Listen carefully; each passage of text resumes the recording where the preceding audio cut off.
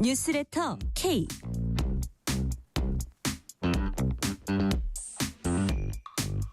안녕하세요. 뉴스레터 K 진행하는 전종철입니다. 이해훈 기획예산처 장관 후보자 지명 논란과 관련해서 이재명 대통령은 대통령의 가장 큰 책임은 국민 통합이라고 말했습니다. 이해훈 후보자는 윤석열 전 대통령 탄핵을 반대했던 데 대해서 내라는 민주주의를 파괴하는 불법적 행위라면서 당파성에 매몰돼 사안의 본질을 놓쳤다면서 사과했습니다.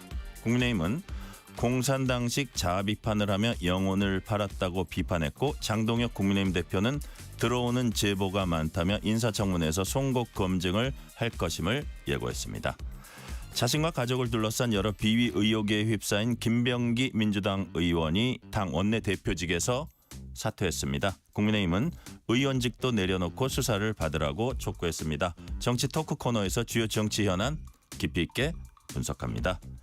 오늘과 내일 이틀간 열리는 국회 쿠팡 청문회에선 대규모 개인정보 유출뿐 아니라 지배구조, 노동환경 실태까지 전방위적인 검증이 진행되고 있습니다. 인터뷰 코너에선 쿠팡 청문회 총괄 간사 맡고 있는 김현 민주당 의원과 함께 국회 대응 방안 짚어봅니다. 뉴스레터 K 지금부터 시작합니다.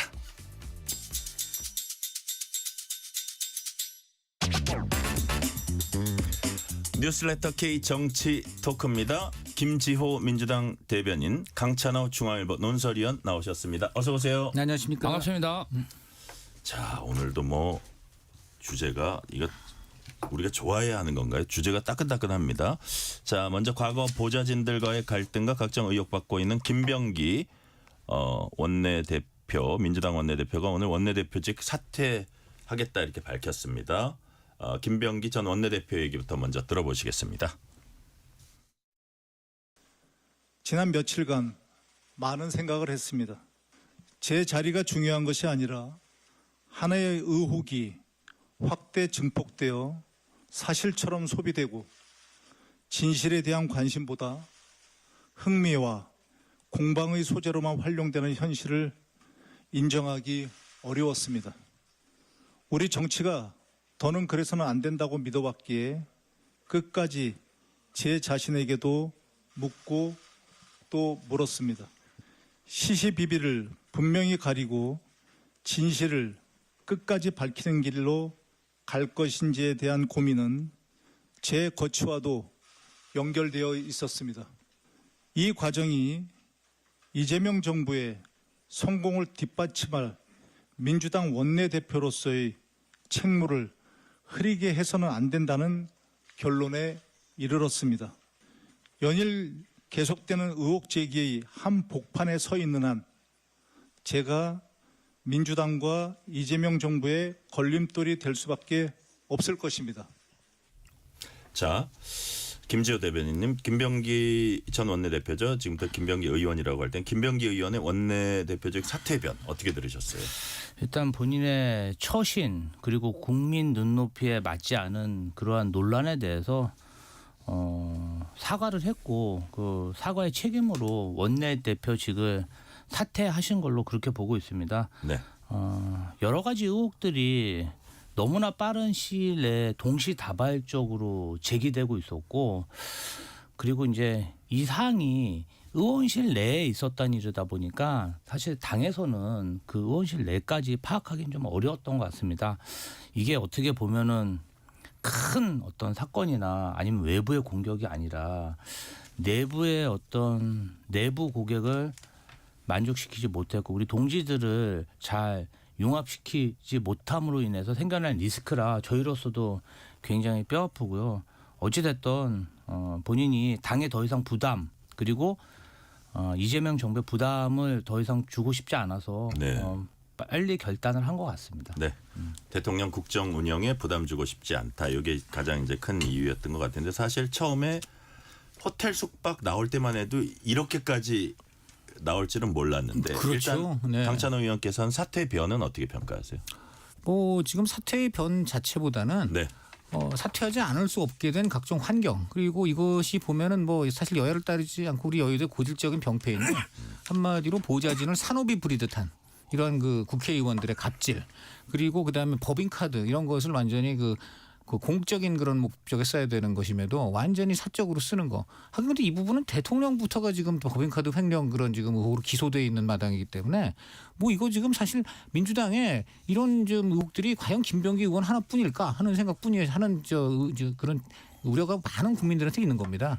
이번 기회에 김병기 의원을 필두로 해서 그 이 의원들의 갑질, 뭐 법인카드 의혹, 각종 그 혜택이나 이런 것들을 악용하여 그 필요 이상으로 누리는 것들에 대해서 전부 하여간 근본적인 발본색원이 있어야 되겠다.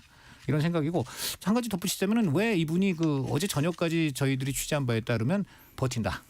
심지어 그 더민주 혁신회의라든가 이런 친명 조직에서 네. 다 김병기 의원 측하고 다 이렇게 얘기를 해가지고 가기로 일단 국민한테 이제 심려 끼친 거 죄송하지만은 원내대표직을 버릴 정도로 그럴 것은 아니고 하여간 직을 꼭 잘 완수해서 국가와 국민한테 보답하겠다 이런 수준의 지금 성명을 준비한다는 얘기가 돌았었어요. 하루 사이에 바뀐 이유는 그런데 정말 그 밤 심야 또는 새벽에 김병기 의원이 심경의 변화를 일으킨 거 아닌가. 그러니까 주변에서는 특히 친명 주변 이게 이제 이분 주변에다 친명 아니겠습니까? 이게 사실 아시다시피 이분의 사퇴는 혼자만의 사퇴가 아닙니다. 이분이 이제 물러나시게 되면 원내대표 보궐선거까지 해서 1월 11일 보궐선거판이 엄청 커져요. 원내대표 한 명. 최고위원 3명만 뽑는 줄 알았는데. 이거 엄청 커집니다. 그리고 네. 이게 지금 사실은 친명과 친청의 대결 구도로 가기 때문에 네. 당초 2대1 구도로 갈 것 같았던 이 보궐선거가 원내대표가 누가 되는지에 따라서 친청 친명의 그 판세가 확 바뀌기 때문에 네. 지금 초미의 관심사가 되어 있습니다. 자, 그 얘기는 앞으로 민주당 지도체제, 정청래 대표의 장악력 문제 뭐 이런 것들 다 얽혀 있는 거기 때문에 사실 원내대표 넘버 2잖아요. 그 가장 많이 득표한 최고위원이 뭐 넘버 3 이렇게 얘기를 하는데 되게 그 1월 11일 선거가 중요하다는 생각이 드는데 그건 좀 이따 얘기를 하고 지금 잠시 강찬호 위원께서 말씀을 하셨지만 저도 어제까지는 아마 사퇴는 안 할 거다 이런 보도들이나 이런 관측들을 많이 봤거든요. 근데 하루 사이에 이게 강선우 의원 측 혹은 강선우 의원 1억 수수 의혹 뭐 무마라 그럴까요? 뭐 묵인이라 그럴까? 그런 부분이 영향을 미친 게 아니냐 이런 관측도 있거든요. 이게 좀 뭐 만약에 급변했다면 그게 이유가 될 수 있을까요? 일단은 이제 그 전까지의 어떤 의혹 제기는 예. 김병기 원내대표 의원이 의원실에 국한된 거였는데 어제부터는 좀 양상이 달라져서 네. 당내 인사로까지 확전되는 당내 인사 어떻게 보면 당의 시스템에 관한 것까지 이제 확산이 그렇죠. 됐다. 어쨌든 예. 강선우 의원까지 번진 거기 때문에 김병기 의원으로서는 네. 이 사항이 계속 이렇게 번질 경우에는 당이 좀 부담이 되고 또 워낙 지금 중요한 자리에 있지 않습니까? 국정의 한 축을 다루는 원내대표로서 이러한 것을 가지고 계속 이제 보좌진과 진실게임 이전 투구하는 모습이 이재명 정부 전체 지지율에 영향을 줄 수 있고 또 여러모로 국정 운영에 도움이 안 된다고 판단해서 전격적으로 결정한 것 같습니다. 저도 최근까지는 김병기 의원이 제기되는 의혹에 대해서 상세하게 본인이 설명을 하고 좀 반박도 하는 것으로 그렇게 알고 있었는데 어느 정도 일이 좀 자제가 되고 뭔가 좀 수그러드는 수그러들어야 이런 되는데 그래프가 있어야 내용 되는데. 자체가 점점점 양도 너무 많을 뿐더러 네. 대상 자체가 넓어지는 양상이라 일단은 본인이 당과 이재명 정부를 위해서 일단 사퇴부터 하고 본 것으로 그렇게 보입니다. 자, 강찬호 의원님 처음에 이제 호텔 숙박권에서 쭉 뭐 공항 의전 여기까지는 그 약간 비슷한 병원 진료 특혜 네. 이건 뭐 그런가 보다 했는데 배우자의 구의원 업무 추진비 여기부터 좀 다르고 그다음 예를 들어서 아들의 취업 청탁 의혹 그 이후에 경쟁사 비판 뭐 여기부터 약간 차원이 달라진다는 그렇죠. 생각을 하다가 그렇죠. 네. 이제 당의 공적 시스템인 공천과 관련된 게 이제 나왔습니다. 근데 놀랍게 네. 그 사안으로 들어가면 네. 돈을 1억을 들고 왔다는 사람이 있는데 뭐 지금은 다들 부인하고 있지만 네. 뭐 수수도 부인하고 있고 줬다는 것도 부인하고 있지만 들고 왔다는 사람이 있다는 그 녹취가 있잖아요. 그럼요. 네.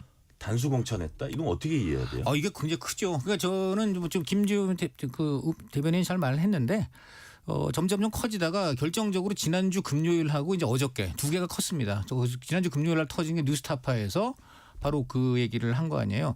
부인이 동작구 의회 부의장 네. 법인카드를 부인이 받아가지고 270만 원 그 2달여 기간 중에 뭐 중간에 빠진 거 있지만 그걸 알고 동작구 의회 부의장이 그냥 고백을 그 김병기 의원 보좌진한테 하는 이런 내용이 녹취가 생생하게 그 보도가 됐고 거기다 김병기 의원이 예를 들어서 그 식당 CCTV 그거 내주지 네. 말라 그래 뭐 이런 얘기까지 그럼요. 하는. 은폐, 조작 지금 예. 그런 정황까지 지금 나오고 있고 그다음에 이제 오늘 어제 터진 거는 또 굉장히 심각한데 이것은 얼핏 보면은 이제 강선우 의원이 받은 거 아니냐 뭐 이렇게 해석할 수 있지만 당시 김병기 의원이 뭡니까 공심위 간사잖아요. 공심위 간사는 이러한 그 어떤 그 불법 자금 수수 정황을 알게 되면 그 즉시 당신 이거는 당신부터 아웃될 수밖에 없다는 거. 그러니까 당신이 지금 미는 사람도 그렇고 당연히 그 김경 그 데리고 그 돈을 갖고 그러니까 받았다는 강선우, 사람. 네. 김경 다 아웃돼야 된다. 그럼 강선우는 일단 의원직은 그 당시 유지할 수 있겠지만 이후에 다 책임져야 되는 문제가 되는 거고 그리고 김경 시의원 공천은 당연히 아웃이죠. 그거는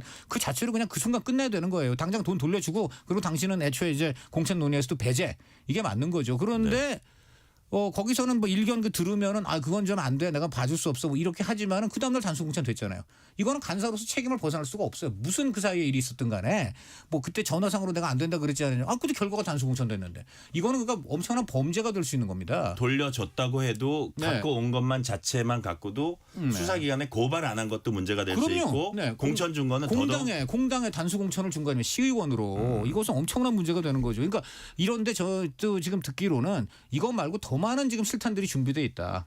그리고 또 김병기 의원 입장에서 가슴 아픈 게 본인과 부인도 문제인데 아이들이 나오잖아요. 지금 아이들 관련해서도 계속 더 많은 갑질이나 여러 가지 보좌진들이 사적으로 아이들을 그 자녀들을 위해서 뭔가 해줬을 그런 의혹이 또 나올 수 있다는 겁니다. 그러니까 이런 모든 것들이 김병기 의원한테는 견딜 수 없는 압박이 됐을 것이고 네. 특히 굉장히 저는 주목되는 게 지난주 금요일 날 이 정청래 대표의 그 대응인데 본인이 취임 100일 기자회견 하면서 거기서 본인이 대신 사과했잖아요. 김병기 원내대표는 당시 원내대표는 침묵하고 있는데 본인이 이거 심각한 문제고 엄중하게 보고 있다 사과드린다고 사과를 해버리고 그다음에 그 대변인 박수현 대변인은 거취 표명까지는 아니더라도 아는 말에서 이미 거취 표명이라는 의미를 띄워버렸잖아요. 한마디로 이거 나가라는 거예요. 진짜 뭐 내놓고 나가라는 얘기를 그 순간 제가 그래서 친명들 취재를 했는데 육두문자 나왔습니다. 정청래 대표가 어떻게 이럴 수 있냐고. 그때까지만 해도 친명들이 아직까지는 김영란법 위반 수준 아니냐 네. 버틸 수 있다 이랬는데 정청래 대표가 이렇게 얘기를 하니까 그날 무슨 얘기가 돌았냐면요. 청로 명불 얘기가 나왔어요.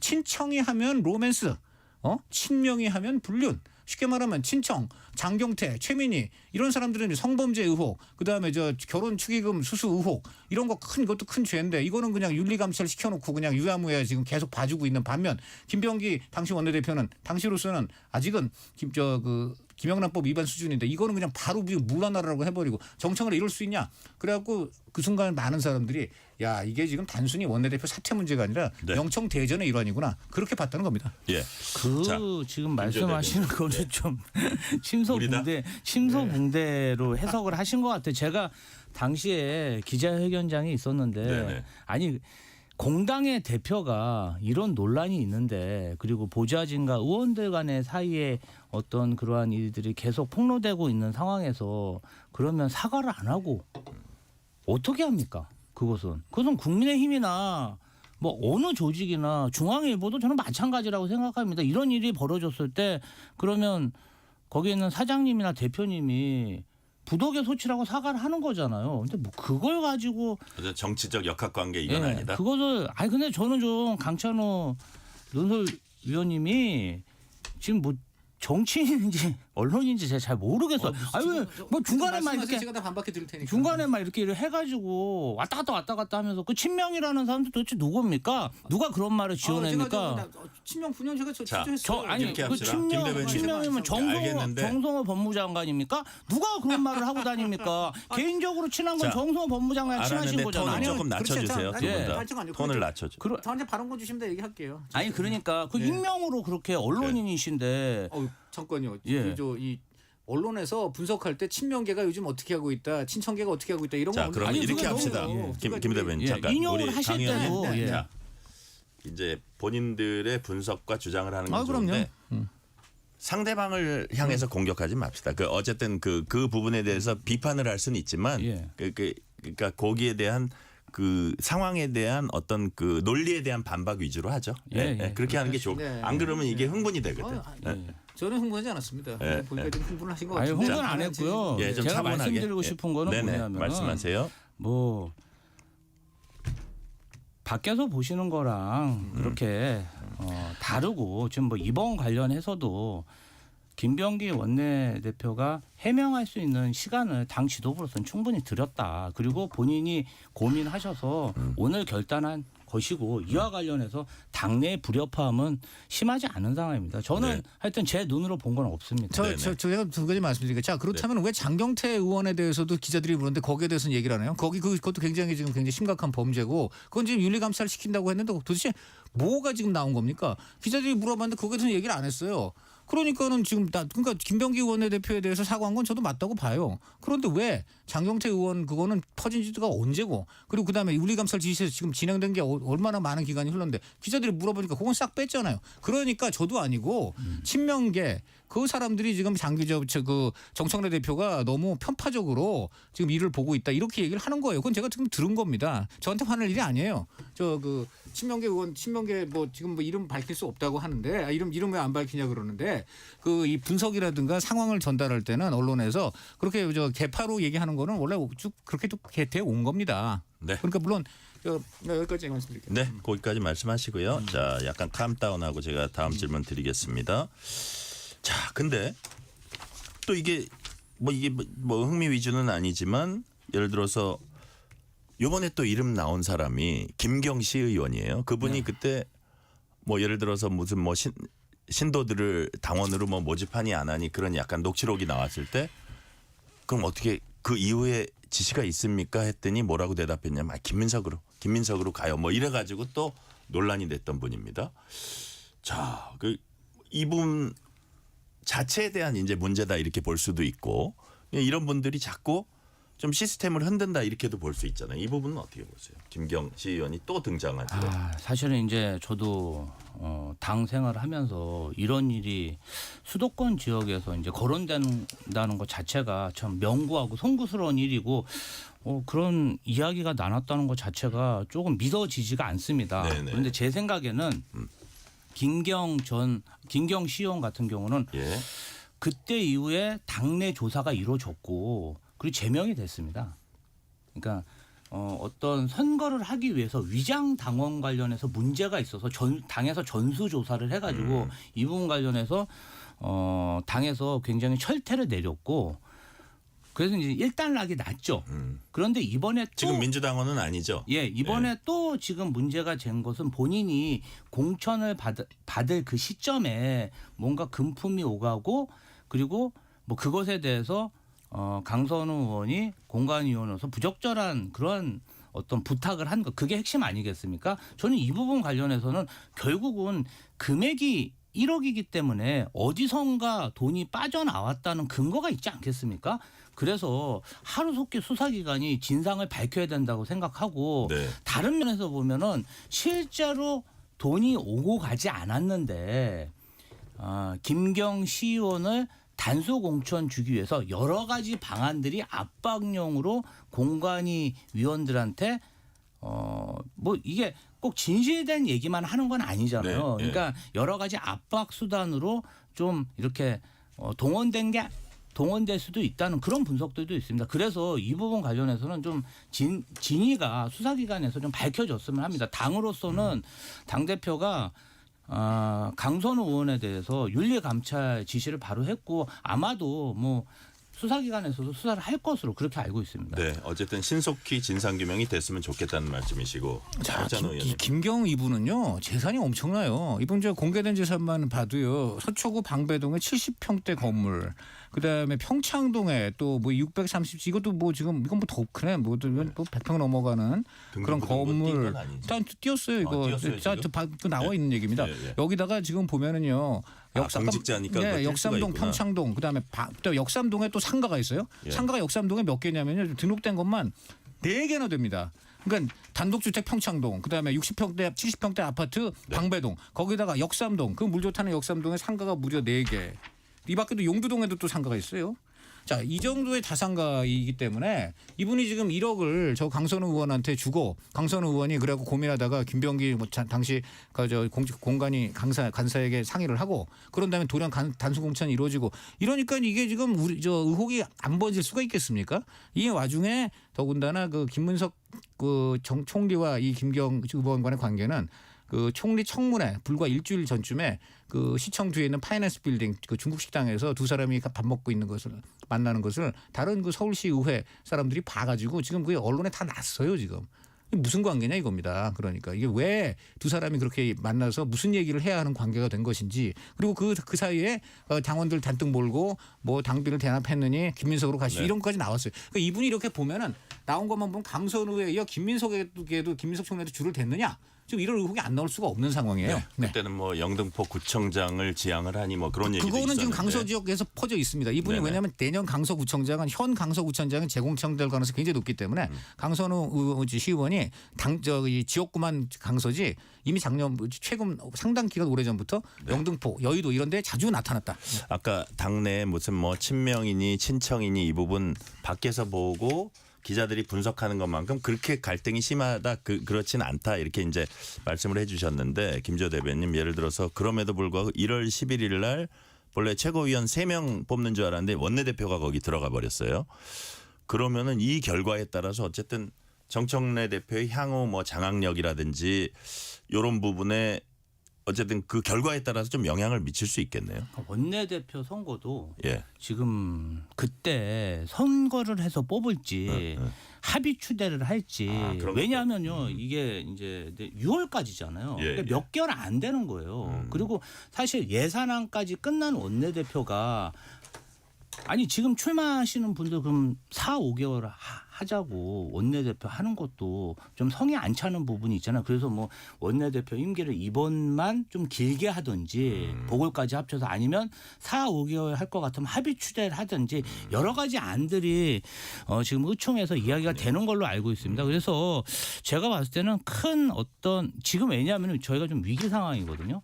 예. 지금 잘 업무를 진행하던 원내대표가 중간에 낙마한 부분이잖아요. 그래서 여기서 만약에 선거전이 일어나서 거기서 뭐 갈등이 노출되면 그것도 좀 국민들 보기에 볼상사납기 때문에 그래서 합의 추대한 얘기도 나오고 있는 것이거든요. 그래서 조금 한 1, 2주일 지켜봐야 될 것 같습니다. 네.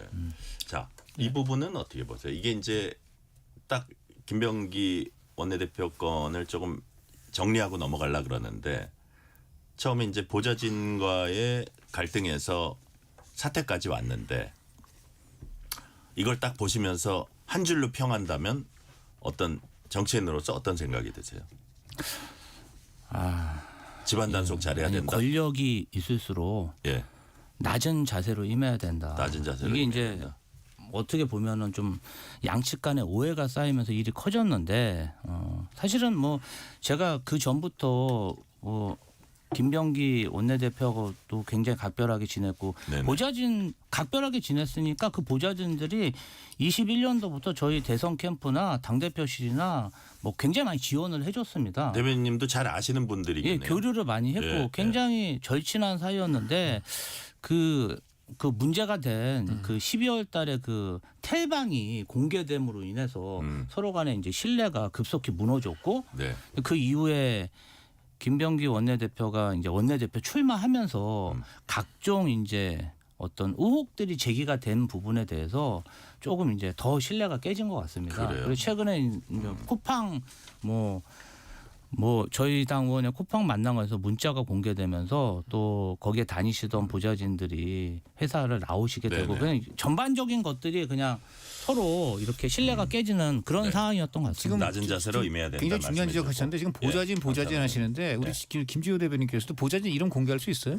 지금 제가 볼 때 이 지금 보좌진의 폭로로 다 지금 이 뉴스들이 나오고 마침내 낙마했는데 이 보좌진의 진술과 각종 그들이 내미는 증거를 바탕으로 보도한 뉴스타파, 한겨레, MBC 등 어느 언론도 보좌진 이름 공개하지 않습니다. 그냥 보좌진이라고 그래요. 자, 그러니까 좀 전에 친명 친청계도 마찬가지예요. 왜냐하면 그 보도할 때 각각 수위란 게 있는 겁니다. 그러니까 그런 부분에서 그 각자가 왜 이름이 자체가 공개되지 않는가, 그거는 좀 되돌아봐야 된다고 저는 생각해요. 아니 그게 뭐 네. 이런 고용으로 일하는 비서관들하고 그리고 정치인들하고 그건 좀 다른 것이죠. 그래요? 그리고 네. 저도 친명계인데 네. 저는 그럼 뭐 어디서 뭐 전 친청계입니까? 저도 이재명 네. 대통령과 오래 생활했는데 네. 그렇게 전체적으로 얘기를 하시면 대표한다고 얘기하시면 그게 사실 저는 합당하지 않다고 생각합니다. 그래요. 예, 무슨 말씀인지 알았습니다. 요 얘기는 여기까지 하시죠. 네. 예. 자, 이재명 대통령이 국무회의에서 이해훈 기획예산처 장관 기획예산부인가요? 장관 후보자 지명 논란에 대해서 언급을 했습니다. 국민통합으로 내일을 만들어가는 최종 책임자는 대통령이다.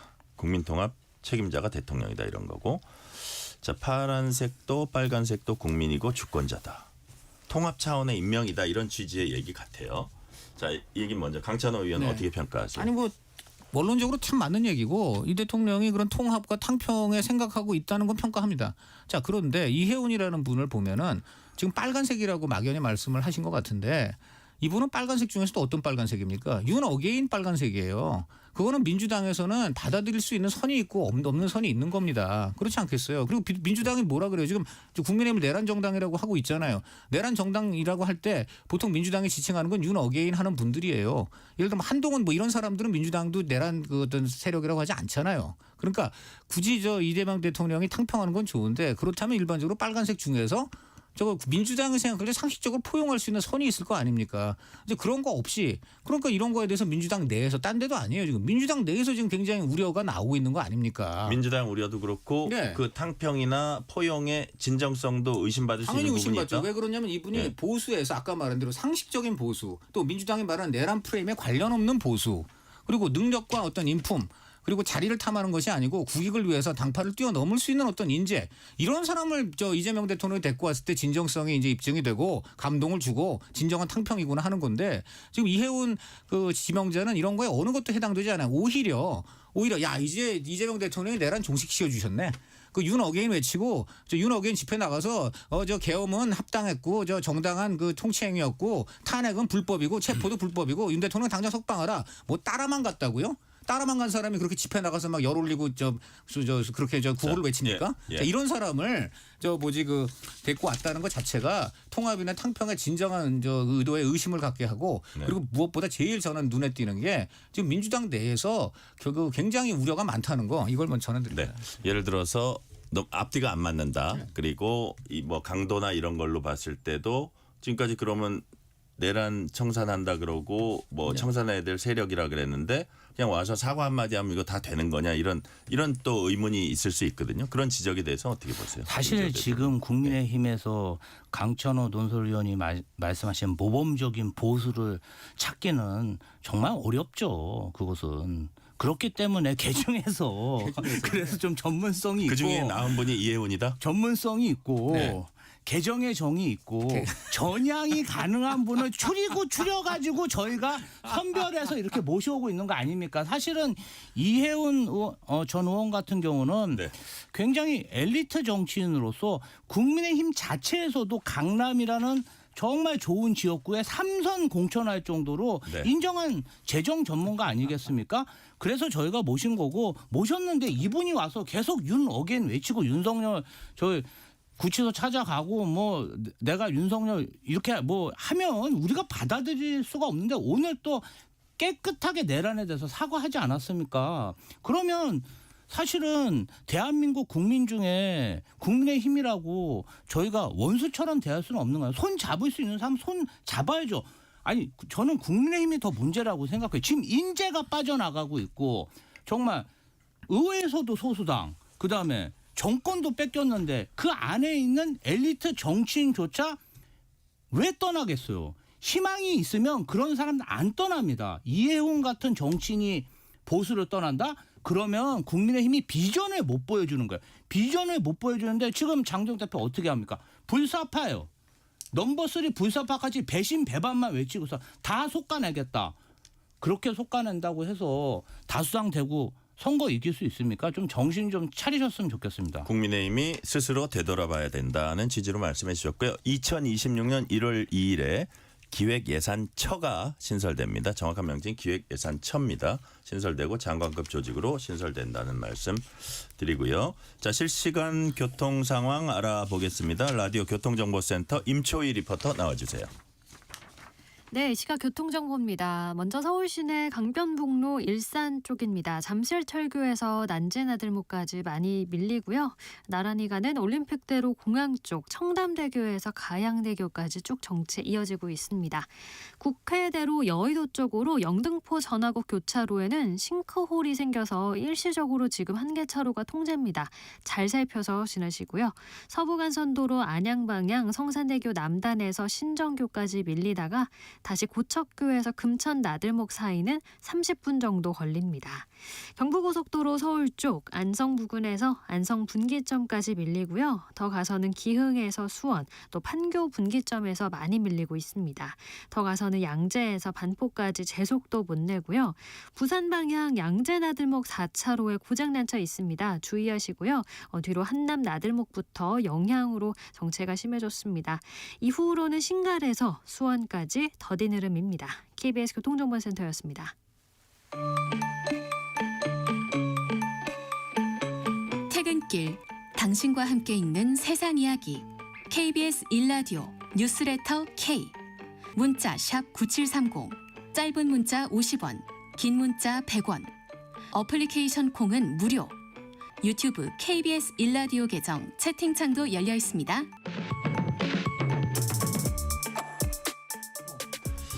실시간 교통 상황 살펴봤습니다. KBS 1라디오 뉴스레터 K 정치 토크 김지호 민주당 대변인 강찬호 중앙일보 논설위원과 얘기 나누고 있습니다. 지금 이해훈 기획예산처 장관 후보자 얘기 계속하고 있는데 뭐 육선 조경태 의원 해수부 장관 얘기도 나오고 본인한테 물어봤더니 그런 제의 받은 거 없고 앞으로도 받아도 뭐 그런 거 응하지 않을 거다 뭐 이런 얘기도 하고 유승민 전 의원 무슨 대선 전에 총리실 제안 그건 뭐 대통령실에서 그런 일 없었다고 이제 해명됐고 막 여러 가지 복잡합니다. 그런데 이런 지적은 어떻게 보세요, 강찬호 의원님? 아까 국민의힘 스스로 되돌아봐야 한다는 얘기를 김 대변인님 말씀하셨지만 어쨌든 여기서 뭐 인재라고 볼 수 있는 뭐 단점도 있고 하겠지만 사람들을 기용을 하고 데리고 가고 이러면 이쪽은 자칫 국민들 눈에는 좀 약간 강성 보수의 그 틀 안에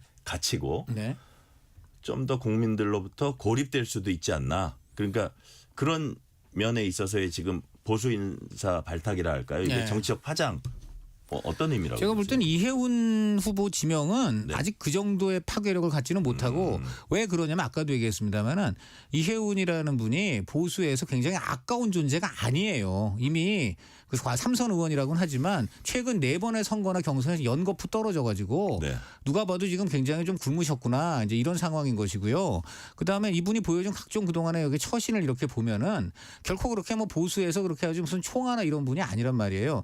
그런 상황에서 더군다나 제일 역시 그 최악의 결격 사유는 내란 민주당이 규정하는 자칭 규정하는 그 내란 세력 카테고리에 정확히 맞아요. 민주당 입장에서 볼 예. 때는 아주 좀 최악의 전에 경우다. 김지우 저 대변인이 뭐 정말 너무 문제가 없다 보니까 고르고 추려서 이해훈이라는데 좀 더 고르고 추릴 수 충분히 있어요. 그분 말고 최소한 딴 건 몰라도 아무리 우리가 한일 화해를 위해서 좀 지일파 장관을 안 친다 그래도 독도가 일본 땅이고 일본 식민 지배는 정당했다. 이런 주장을 하는 사람을 어떤 뭐 외교부 장관이 이런 거 안 칠 수는 없잖아요. 네. 지금 민주당 입장에서는 지금 내란을 그 정도로 옹호한 사람은 민주당 입장에서 그런 사람인 거예요. 그러니까 이런 사람을 한 것 자체가 굉장히 그 민주당 내에서 굉장히 당혹해하는 사람들이 무지 많다. 그리고 이것이 자칫 잘못하다가는 이해훈 후보를 옹호하는 친명과 이해훈 후보 그냥 뭐 정말 마음에 안 드는데 따라만 가자 하는 친청. 이런 식으로 당내에서 지금 대응의 그 온도차가 강해갖고 네. 또 하나의 분열이나 당내 어떤 불화의 요인이 될 수도 있다. 지금 말씀하시는 거는 지금 이해훈 정도로는 보수 진영에 큰 타격을 못 주고 네. 역으로 얘기하면 좀 얘기되는 사람이 만약에 발탁된다면 큰 그러면 타격일 수 얘기되죠. 있다. 그러면 얘기되죠. 그러면 네. 얘기됩니다. 그런데 그러면 얘기되고 그다음 국민의힘도 정말 반성을 해야 되는데 예를 들어서 뭐 유승민 같은 경우는 이제 얘기될 수 있죠. 그리고 이제 유승민 같은 경우에 지금 사실은 장동혁 대표가 접촉을 하고 있어요. 그런 얘기가 많지 않습니까? 그래서 이런 그 하여간 뭐라 그럴까 좀 실력도 있고 그리고 적어도 윤 어게인 세력과 절연한 사람. 일단 이재명 대통령 조언을 드리고 싶습니다. 국민의힘에서 인재 찾아가는 건 좋다. 네. 최소한 그래도 본인들 입장에 그 부합하는 윤 어게인 세력하고는 좀 멀어진 사람하고 해야 되는 거 아니냐. 근데 자, 이거는 네네. 진짜 아니거든요. 김재호 대변님 오늘 출근길에 인사청문회 이제 출근을 하잖아요. 또 그래서 사과를 이제 5번을 했습니다. 내라는 민주주의 파괴는 불법적 행위다. 당파성에 매몰돼 사안의 벌들과 국가가 처한 위기 실체를 놓쳤다. 사과드린다. 5번 했습니다. 진정성 있어 보입니까? 저는 예. 인사청문회 때도 좀 봐야 된다고 생각해요. 그래요? 우리 네. 그 이재명 정부의 국정 철학이라든지 그다음에 민주당의 정강 정책에 대해서 이해운 장관 후보자에게 많은 민주당 의원들이 전 물어볼 거라고 생각해요. 또 물어봐야 된다고 생각하고 거기에 정말 부합하지 않은 답변을 하면 저희 민주당 정부 구성원들이 어떻게 인정할 수 있겠습니까? 오늘 아침에 사과로 끝나는 게 아니라 인사청문회도 저희가 충분히 검증해야 된다고 생각하고 네. 저는 이해운 장관의 인사 관련해서 지금 단계적으로 수위가 높아지고 있는 이재명 대통령의 보수 동진 전략에 대해서 국민의힘이 정말 자세히 봐야 된다고 생각해요. 권오을, 이석연, 그다음에 허은하. 네. 지금 이제 어떻게 보면은 현직 국회의원은 아니지만 현직 당협위원장이 통으로 넘어온 거잖아요. 그렇다면 이 한 사람만 온 게 아니고 이 상이 보면 뭐냐면요. 그냥 단발로 한 사람씩 하는 게 아니라 앞으로 보수에 있는 인사들이 신뢰감을 가질 수 있는 인사 패턴이 지금 진행되고 있는 것이에요. 왜냐하면 과거에 윤석열 대통령은 저희 쪽 인사를 이렇게 영입할 때 저희처럼 신뢰를 못 줬어요. 예를 들면 저희 거론됐던 사람들을 조금 한번 띄워보고 보수에서 반응이 안 좋으니까 바로 그냥 손절해버렸죠. 그래서 그분들이 아직도 저희 진영에서 어려움을 겪고 있어요. 그렇기 때문에 진보 진영에서 윤석열 정부를 신뢰하지 못했습니다. 그런데 지금 이재명 정부는 시간을 두고 차근차근 영입을 하고 있잖아요. 그렇다면 앞으로 누가 뚫릴지는 모르는 거 아니겠습니까? 자, 김재호 대변인 얘기는 앞으로 더 긴장해야 될 거다. 그리고 왜 어쨌든 뭐 얘기 되냐 안 되냐를 떠나서 그래도 어쨌든 그 꽤 유명한 보수 인사가 이쪽에 등을 돌리고 가는지 스스로 되돌아봐야 될 점도 많다. 네. 이런 얘기를 했고요. 근데 확장 재정 뭐 이런 부분 네. 지금까지 얘기한 거는 이재명 정부 특히 이재명 대통령이 어떤 경제 정책을 많이 비판했거든요. 그럼요. 그럼 어떻게 할 거냐 했더니 그거는 나중에 정리해서 말씀드릴게요 하고 오늘 대답은 피했습니다. 이런 부분을 이해운 후보자는 그냥 맞춰줄까요? 아니면 거기서 진짜 이재명 대통령 말따나 이렇게 잘 서로 이렇게 토론을 하면서 어떤 접점을 찾을 수 있을 수 있다고 보세요? 오늘 그 답이 이미 나온 겁니다. 나중에 정리해서 말씀드리겠다는 건 나중에도 말 못하는 거예요. 지금 소신이 뚜렷하면 지금 바로 나옵니다. 그게. 그리고 이미 이재명 대통령하고 벌써 민주당하고 3주 전부터 이렇게 그 밑에서 조율을 했다는데 거기서 제일 문제가 된 게 바로 이걸 거예요. 나 앞으로 장관 쓰면 내 경제 철학과 정책 기조가 이건데 나 어디까지 내가 장관으로서 역할을 할 수 있겠냐. 이걸 만약에 묻지 않고 그냥 이해운 후보가 덥석 물었다. 그럼 이미 아무런 자격이 없는 겁니다. 이건 자리만 탐하는 사람이죠. 그거에 대해서 진지하게 조율하고 어디까지 그럼 내 자율권이 되는 거예요? 어디까지는 내가 좀 이거 확장 재정을 막을 수 있는 재량권이 있는 거예요? 뭐 이런 것이 지금 됐으면 나왔을 겁니다. 그런 게 됐을까요? 안 됐지, 안 된 거죠. 안 됐으니까 못 나는 거고 대개 비리 의혹 있을 때 의원들 뭐라 그럽니까? 처음에는요.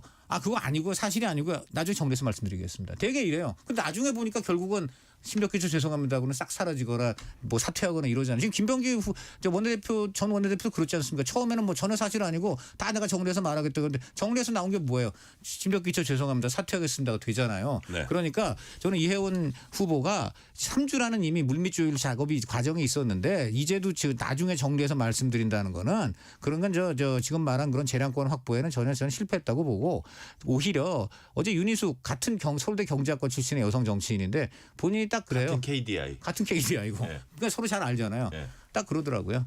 그냥 가서 아마 꼭두각시만 할 것이다. 그리고 아마 차관이라든가 그 대통령실에서 보낸 보좌관 아마 이런 쪽에서 다 할 것이고 그리고 또 이재명 정부의 특징은 대통령실이 다 합니다. 3실장 체제 있잖아요. 거기서 다 하기 때문에 장관 힘이 제가 볼 때 그렇게 크지 않은 데다가 이혜원 후보의 경우 이제 경우는 아시다시피 굉장히 많은 약점을 안고 왔잖아요. 지금 어떤 의미에서 본인이 그렇게 내란 옹호하죠. 그렇게 윤 대통령 옹호하고 한 것들 이재명 대통령이 이제 감싸줬잖아요. 오늘.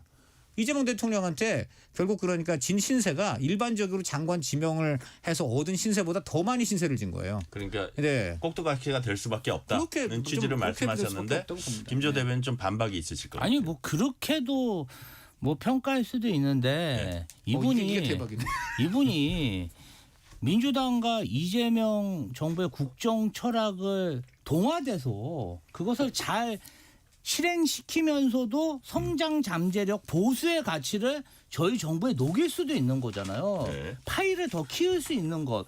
그러니까 이재명 정부도 성장과 분배, 성장과 복지를 같이 지금 추진하는 그런 이상적인 얘기를 계속 하고 있죠. 거기에 적임자가 이해운 저는 장관 후보자라 생각하고 네. 일종의 조직 내선 백신이다. 자.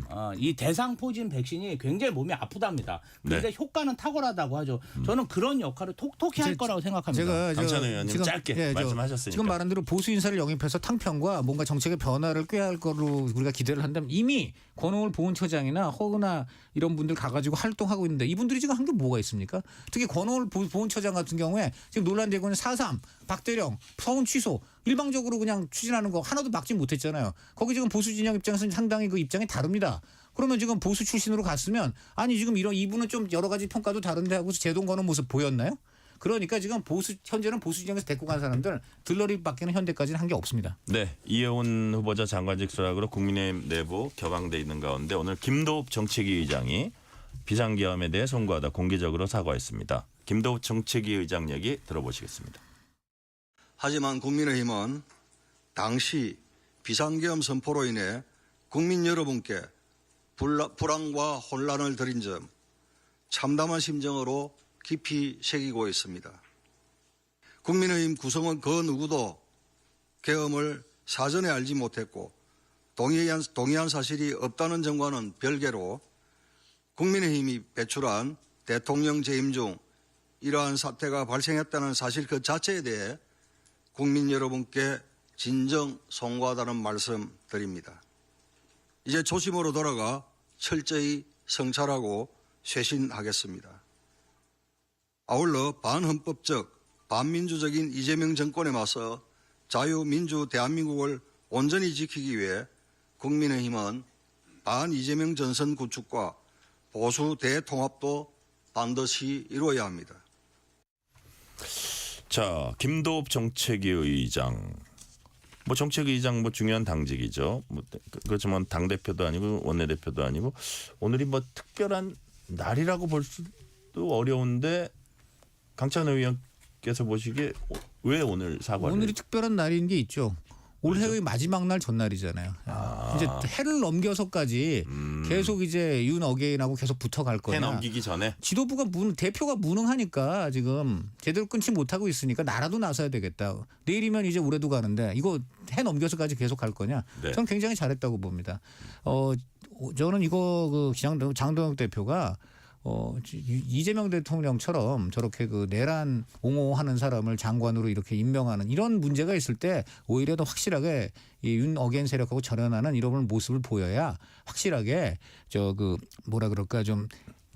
본인의 노선을 태생을 전환하는 모습을 국민한테 보일 뿐더러 네. 그 민주당하고도 차별화하는 그런 좀 기회가 된다고 좀 생각을 해요. 네. 이게 제가 볼 땐 장덕희 그 대표한테 기회입니다. 이혜원 같은 윤 어게인 세력은 이재명 대통령이 끌어안으니까 우리는 절연하겠다. 이렇게 할 수 있는 거예요.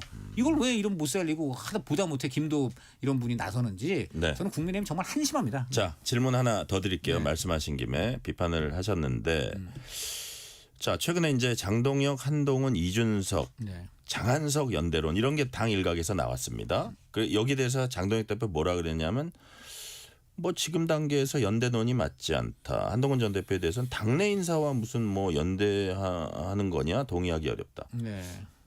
손을 내밀기 싫다는 뜻인가요? 무슨 뜻이에요? 뭐 굳이 이렇게 좋게 해석해 준다면 네. 아직 내가 손을 내밀 만한 여건이 형성되지 않았다. 뭐 굳이 좋게 해석하면 좀 그렇지만 나쁘게 해석한다면 네. 여전히 본인의 지지 기반인 윤 어게인이라든가 이런 세력하고 내가 끊을 참 자신이 없다. 네. 이렇게밖에 이제 들리지 않는 이야기죠.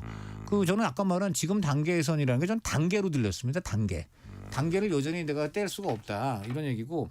그러니까 지금 제가 보면은 이 장동혁 대표 주변에 참 그 기자들이 물을 때 답답한 게 뭐냐면 이거 단계 어떻게 할 거냐, 한동훈 포용 어떻게 할 거냐 하면은 거기에 대한 답을 안 해요. 반대로 그렇게 물어. 아니 한동훈 대표 쪽에서는 어떻게 한답니까? 한동훈 대표 쪽에서 좀 손을 내밀어야 되는 거 아닌가요? 라고 반문을 합니다. 이런 식의 그 리더십은 굉장히 좀 곤란하죠. 본인이 지금 당 대표인데, 그리고 아까 지금 당내 세력이라 그러는데 솔직히 그 장동혁 대표 주변에서 한동훈을 당내로 인정합니까? 당 바깥으로 하지. 그러니까 연대기가 나오는 거예요. 네.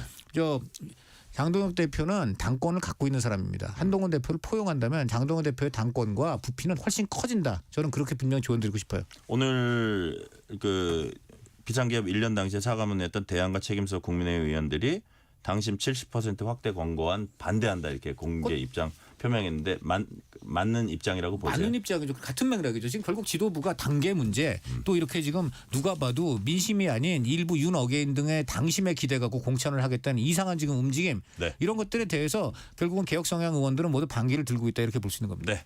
이번 질문은 김지호 대변인께 드릴게요. 오늘 국무회의에서 이재명 대통령이 정교 유착 의혹에 대해서 특별수사본부 구성을 검토하라 이렇게 지시했고 정청호 장관이 여기에 이제 화답을 했습니다. 자, 어쨌든 특검 논의를 국회가 하고 있는데 그것과는 별개로 이거는 수사기관이 수사를 서두르지 않을 일이 아니다 이런 뜻인가요? 아니 이제 특검이 도입되더라도 시간이 걸리잖아요. 네, 그럼 그 네. 사이에 경찰이든 검찰이든 왜 지지부진하냐 이 말이에요. 네. 제대로 수사해가지고 어떤 수사 과정이나 결과물들을 특검에 바로 넘기면 되는 거 아니겠습니까? 저는 이것도 대통령의 어떤 수사 의지가 매우 확고하다고 생각합니다.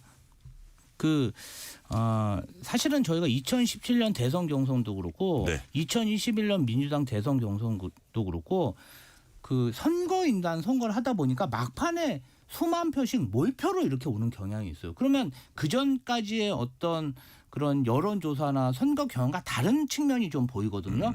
매우 의심스러운데 뭐 수사가 진행 안 됐고 그렇기 때문에 저희가 그냥 의심으로 남았는데 저는 이번 참에 좀 종교가 정치에 개입하고 또 막 보면은 지금 통일교 관련된 거는 굉장히 조직적으로 뭐 금권이 오고 간 그런 증거들이 쏟아지고 있지 않습니까? 네. 이번에 정말 그 연결 고리를 잘라내 좋은 기회가 아닌가 대통령 그렇게 생각하는 것 같습니다. 네, 마지막 질문은 쿠팡 관련해서 해볼게요. 쿠팡 청문회 오늘 내일 이틀 동안 진행되는데 그 이후에 아마 국정조사도 열릴 수 있지 않을까 생각도 되는데 뭐 여러 가지로 이제 국민들 마음에 좀 기름을 부었는데 보상안을 내놓는다 그래가지고 봤더니 네.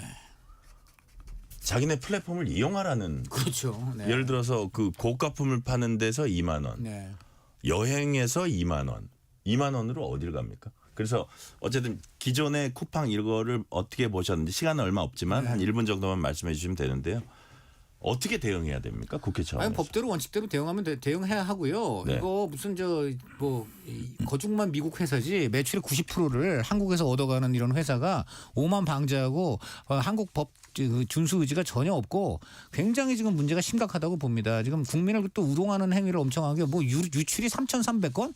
지금 우리 정부가 밝힌 거는 3천만 건이 넘잖아요. 지금 3천 몇백만이죠. 과기부 장관이 오늘 다시 제가 확인을 보니까 했어요. 이게 보니까 딱 김만 배예요. 만 배를 지금 줄인 거 아닙니까? 만 그런 배는 의미에서 그러네요. 3천 김만 진짜 배군요. 김만 배예요. 지금 미국판 김만 배 아니냐.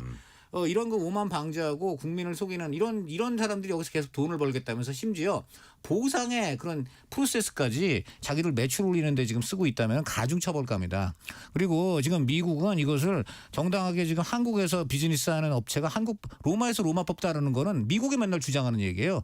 미국 가면 미국법 따라야 된다고. 한국에서 한국법 해야 되는 거 그 누구보다도 세계 전체의 질서 수호자인 미국이 인정하고 네. 그 일부 무슨 워싱턴에 로비 갔다는 거 그거와 연관시키지 않기를 바랍니다. 네. 김지호 대변인 어떻게 매출은 네. 한국에서 40조 올리면서 지금 쿠팡은 미국 금융감독기구, 미국 투자자들한테는 정말 친절하고 잽싸게 움직이는데 한국 정말 소비자와 한국 정부를 무시하고 저는 진짜 제국주의 시대에 동인도 회사가 이런 식으로 영업했나 그런 생각이 들 정도로 굴욕적이라고 생각합니다. 그리고 계속 이어지는 이런 불협화음과 문제점에 대해서 네.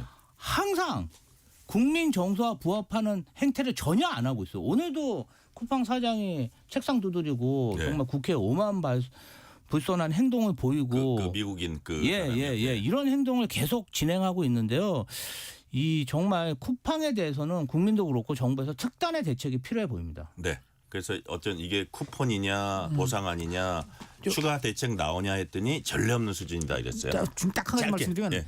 모든 것은 국내 법대로 하면 됩니다. 이것도 근데 우리가 법을 넘어선 어떤 우리가 또 그 과잉 반응을 하면은 역공을 당해요. 그러니까요. 그러니까 오로지 국내 법에 맞춰서 법대로 보니까 니들이 어긴 게 이만큼이야. 그만큼에 대해서 우리가 처분을 하는 이런 모습을 그러니까요. 성숙한 모습을 보이기 바랍니다. 여기가 분명히 어떤 법적 대응은 또 세게 할 거기 때문에 네. 되치기를 생각하고 아주 냉철하게 그럼요. 법적으로 대응하자. 법치국가답게 해야 됩니다. 네, 오늘 말씀 여기까지 듣겠습니다. 지금까지 김지호 민주당 대변인, 강찬호 중앙일보 논설위원이었습니다. 오늘 말씀 감사합니다. 감사합니다. 뉴스레터 K 1부 마치고 2부가 이어집니다.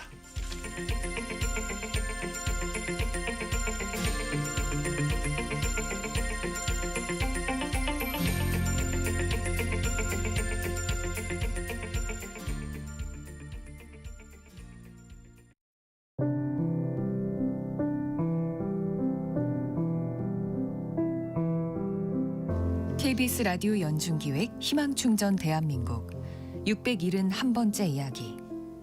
안녕하세요. 아나운서 유지원입니다. 8살 유나는 오늘도 말없이 창밖을 바라봅니다. 몇 달 전 합기도장에서 텀블링을 하다가 척추를 심하게 다친 유나. 수술 대신 약물 치료를 이어갔지만 시간이 흐를수록 통증은 점점 깊어졌는데요. 결국 몸을 움직일 수 없는 상태에 이르렀고 정밀 검사 결과 회복이 어려운 하반신 완전마비 진단을 받았습니다. 한순간에 멈춰버린 유나의 평범한 일상. 치료의 시간을 놓친 현실 앞에 눈물로 하루하루를 살아가는 엄마. 유나는 이제 보조기의 의지에 걷는 연습을 해야 합니다. 하지만 매달 들어가는 150만 원의 재활치료비는 유나를 돌보느라 일터를 떠날 수밖에 없었던 엄마에겐 너무나도 높고 큰 벽입니다.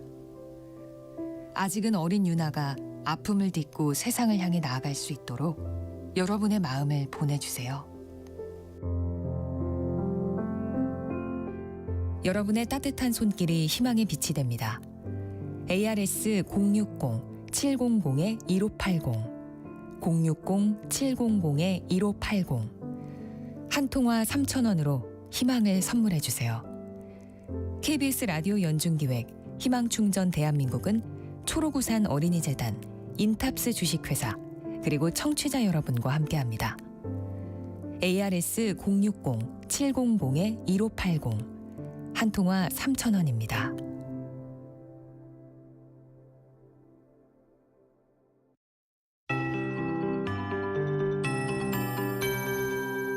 KBS 58분 날씨.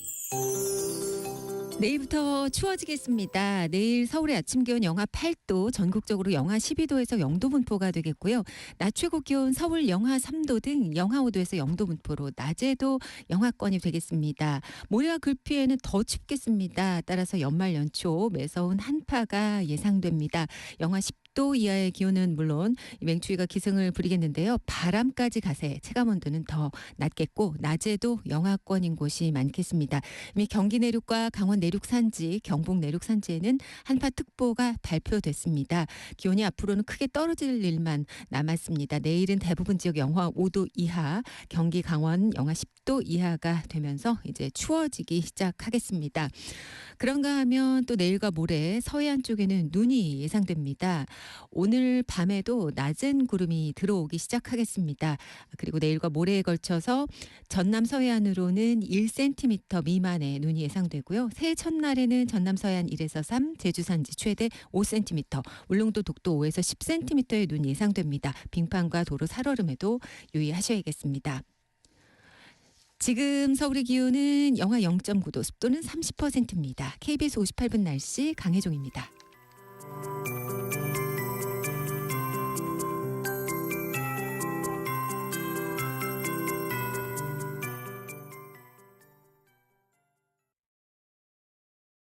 정성을 다하는 국민의 방송 KBS가 6시를 알려드립니다. AM 711kHz, FM 97.3MHz KBS 일라디오입니다. HLKA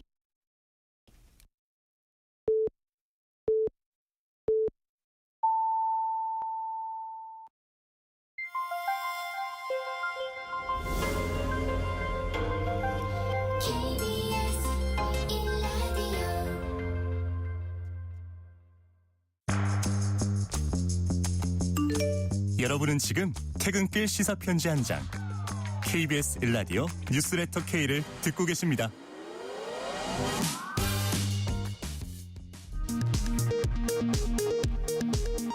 이 시각 라디오 정보센터 뉴스입니다. 이재명 대통령이 내년 1월 4일부터 7일까지 시진핑 주석 초청으로 중국을 국빈 방문합니다. 이 대통령의 방중은 취임 후 이번이 처음이며 시 주석과의 정상회담은 경주 에이펙 정상회의 이후 2달 만입니다. 더불어민주당 김병기 원내대표가 각종 비위 의혹에 사과하며 원내대표직에서 전격 사퇴했습니다. 김 전 원내대표는 더 이상 정부의 걸림돌이 될 수 없다며 사퇴 이유를 밝혔습니다. 새 원내대표는 내년 1월 11일 선출될 예정입니다. 더불어민주당 정청래 대표가 2022년 지방선거를 앞두고 서울시 의원으로부터 1억 원을 수수했다는 의혹을 받는 강선우 의원에 대한 감찰을 지시했습니다. 국민의힘과 개혁신당은 특검 수사 대상이라고 주장했고 조국혁신당과 진보당도 엄정 수사를 촉구했습니다. 12.3 비상계엄을 옹호했다는 논란이 불거진 이해훈 기획예산처 장관 후보자가 공식 사과했습니다. 이 후보자는 내라는 민주주의를 파괴하는 불법적 행위라며 당파성에 매몰돼 국가 공동체가 처한 위기를 파악하지 못했다고 말했습니다. 쿠팡 사태 범정부 태스크포스 팀장인 백영훈 부총리 겸 과학기술정보통신부 장관이 쿠팡의 개인정보 유출 범위가 3,000개라는 쿠팡의 발표와는 달리 3,300만 건 이상이라고 재확인했습니다. 지금까지 라디오 정보센터 뉴스 편유희였습니다.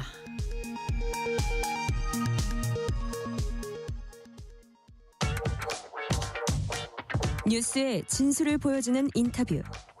뉴 진수.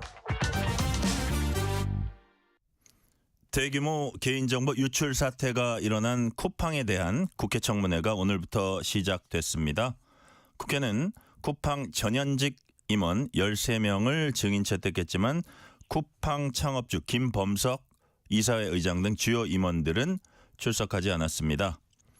이번 청문회는 국회 과방위원회, 정무위원회 등 6개 유관 상임위원회 의원들의 연석회의 형태로 진행됩니다.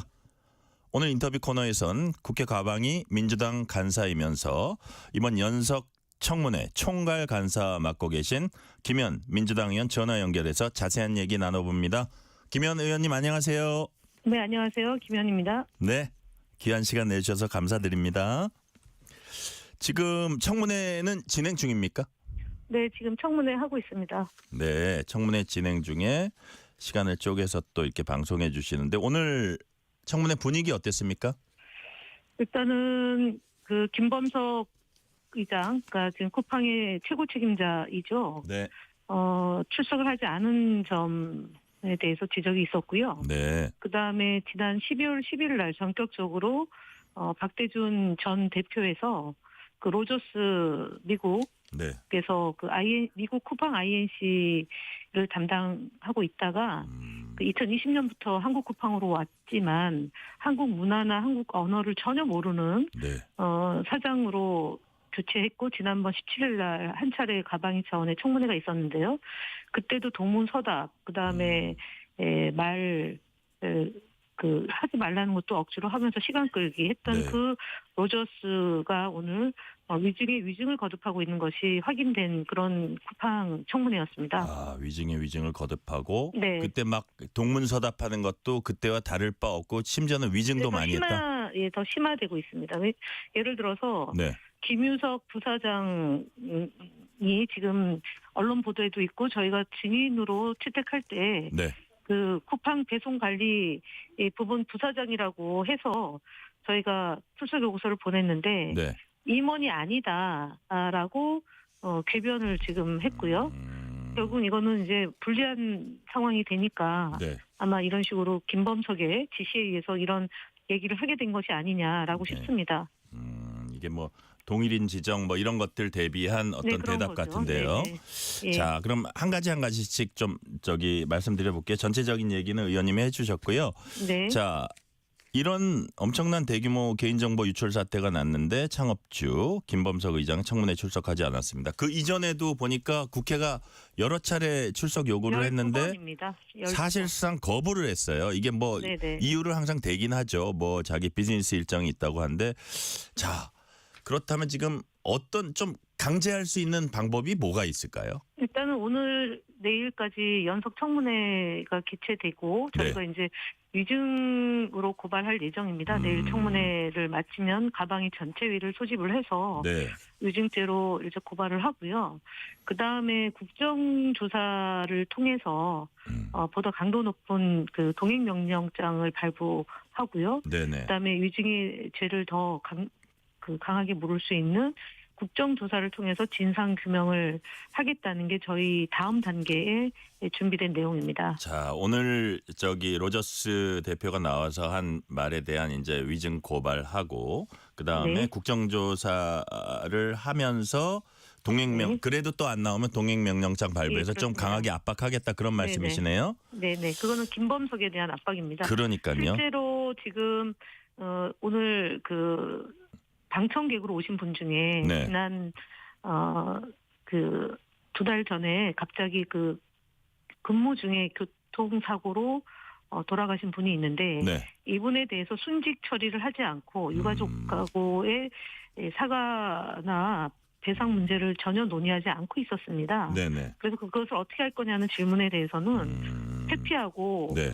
미안하다는 말은 하지만 구체적으로 이것을 어떻게 하겠다라는 것은 협의 중에 있다는 말로 계속 반복하고 있거든요. 네. 그래서 이 부분에 대해서도 저희가 심각하게 보고 있습니다. 그동안 그래요. 10년 동안 네네. 쿠팡 노동자들이 사망사고로 34분이 돌아가셨는데 네네. 산재 처리를 인정한 건은 2020년도에 사망한 딱 한 명만 지금 산재 처리가 됐습니다. 10년 동안 34명 네. 돌아가셨는데 한 네. 건만 산재 처리했다는 말씀이시고요. 네, 그렇습니다. 네. 그래요. 자, 그리고 이게 사실은 로저스 대표가 책임 있는 얘기를 못하는 게 어떻게 보면 김범석 의장이 더 나와야 되는 네, 그런 이유기도 한 것 근거가 같다는 생각이 네. 들어요. 네네. 네네. 자, 그래서 이번에 김범석 안 나올 거면 김유석 부사장이라도 일단 나와달라고 요청했는데 쿠팡 측은 이마저 거부했고요. 그래서 여기서 중요한 거는 네. 실제로 부사장으로 직책이 돼 있는데 임원이지 않습니까? 네네. 그런데 직원이다라고 로저스가 답변을 했고요. 네. 그다음에 연봉이 7억이 넘는데 예. 그리고 이제 부인과 함께 가져간 돈이 140억이 된다는 거 아닙니까? 인센티브까지 140억. 예, 그렇습니다. 그런데 7억이 넘는데 일반적 직원이 받는 수준이다라고 답변했습니다. 그러니까 이거는 근데 도저히 상식에 안 맞는다. 안 맞죠. 지금 네. 부사장들이 지난 청문회 나와서 얘기한 거는 개인 사무실 없다. 네. 그러니까 공동으로 쓰는 사무실이 있다는 거고요. 그다음에 차량도 없다. 그다음에 비서도 없다. 그렇게 얘기를 했거든요. 네네. 그러면 일반적으로 부사장의 연봉하고 그다음에 대접하고는 안 맞는 얘기가 또 되는 거죠. 그러니까요. 자, 네. 일반 직원을 그런 대우를 해주는 건 우리가 해주면 상식적으로 안 되죠. 맞지 네. 않는다는 거고. 네, 그렇습니다. 자, 그래서요. 김유석 얘기를 하나 더 여쭤보면은 네. 김유석 부사장이 이제 임원으로 확인이 되면 네. 김범석 의장이 공정거래법상 동일인 즉 일반적인 기업 총수로 지정될 수 있을지 이걸 이제 따져볼 여지가 생기거든요. 네, 그래서 그렇습니다. 네. 공정거래위원회가 이 문제 면밀히 따져보겠다고 했고요. 오늘 청문회에서도 네. 이런 부분이 좀 집중적으로 제기됐을 것 같아요. 지배구조 문제. 됐습니다. 예, 저희 이제 외통위의 간사를 맡고 있는 김영배 의원도 이 문제를 다뤘고요. 네네. 여러 이제 정무위 소속으로 되어 있는 의원들께서도 이 문제를 집중적으로 좀 다뤘습니다. 네. 네네. 그래서 오늘 보니까 주병기 공정거래위원장이 아마 기자가 물어봐서 대답을 한 것 같은데 네. 쿠팡의 지배적 사업자 여부도 지금 검토하고 있다 이런 얘기도 하거든요. 네. 그래서 네. 어쨌든 정부하고 국회가 잘 이렇게 좀 방안을 마련했으면 좋겠어요. 이 방안을 마련하고 국민들이 지금 이제 철팡도 하고 네. 굉장히 쿠팡의 이런 아나무인 그다음에 대한민국 국민 무시하는 행태 그다음에 네. 쿠팡 없이 어떻게 살겠냐 라는 그런 것 때문에 미국에 밖에 그 증권거래소만 신경 쓰고 네. 미국 안에서 이렇게 법률적으로 국세청의 세무조사나 이런 것들에 대해서 우려해서 예를 들어 로비스트들 동원해서 네네. 활동하는 것만 지금 역점을 두고 있는 거고 정작 돈을 90%로 벌고 있는 대한민국에서는 네. 그 어떤 조치도 하지 않고 있고 더 나아가서는 지금 호갱 행위를 또 하고 있다는 점도 오늘 지적이 많이 됐습니다. 아, 그래요. 상품권 얘기도 어저께 보도가 됐지 않습니까? 그러니까요. 사실은 지금 보상안이라고 해서 나온 그러니까요. 것 자체가 네네. 5천 원, 만 원, 2만 원짜리지만 실제로 살 수 있는 물건은 3만 원짜리밖에 없는 그런 그러니까요.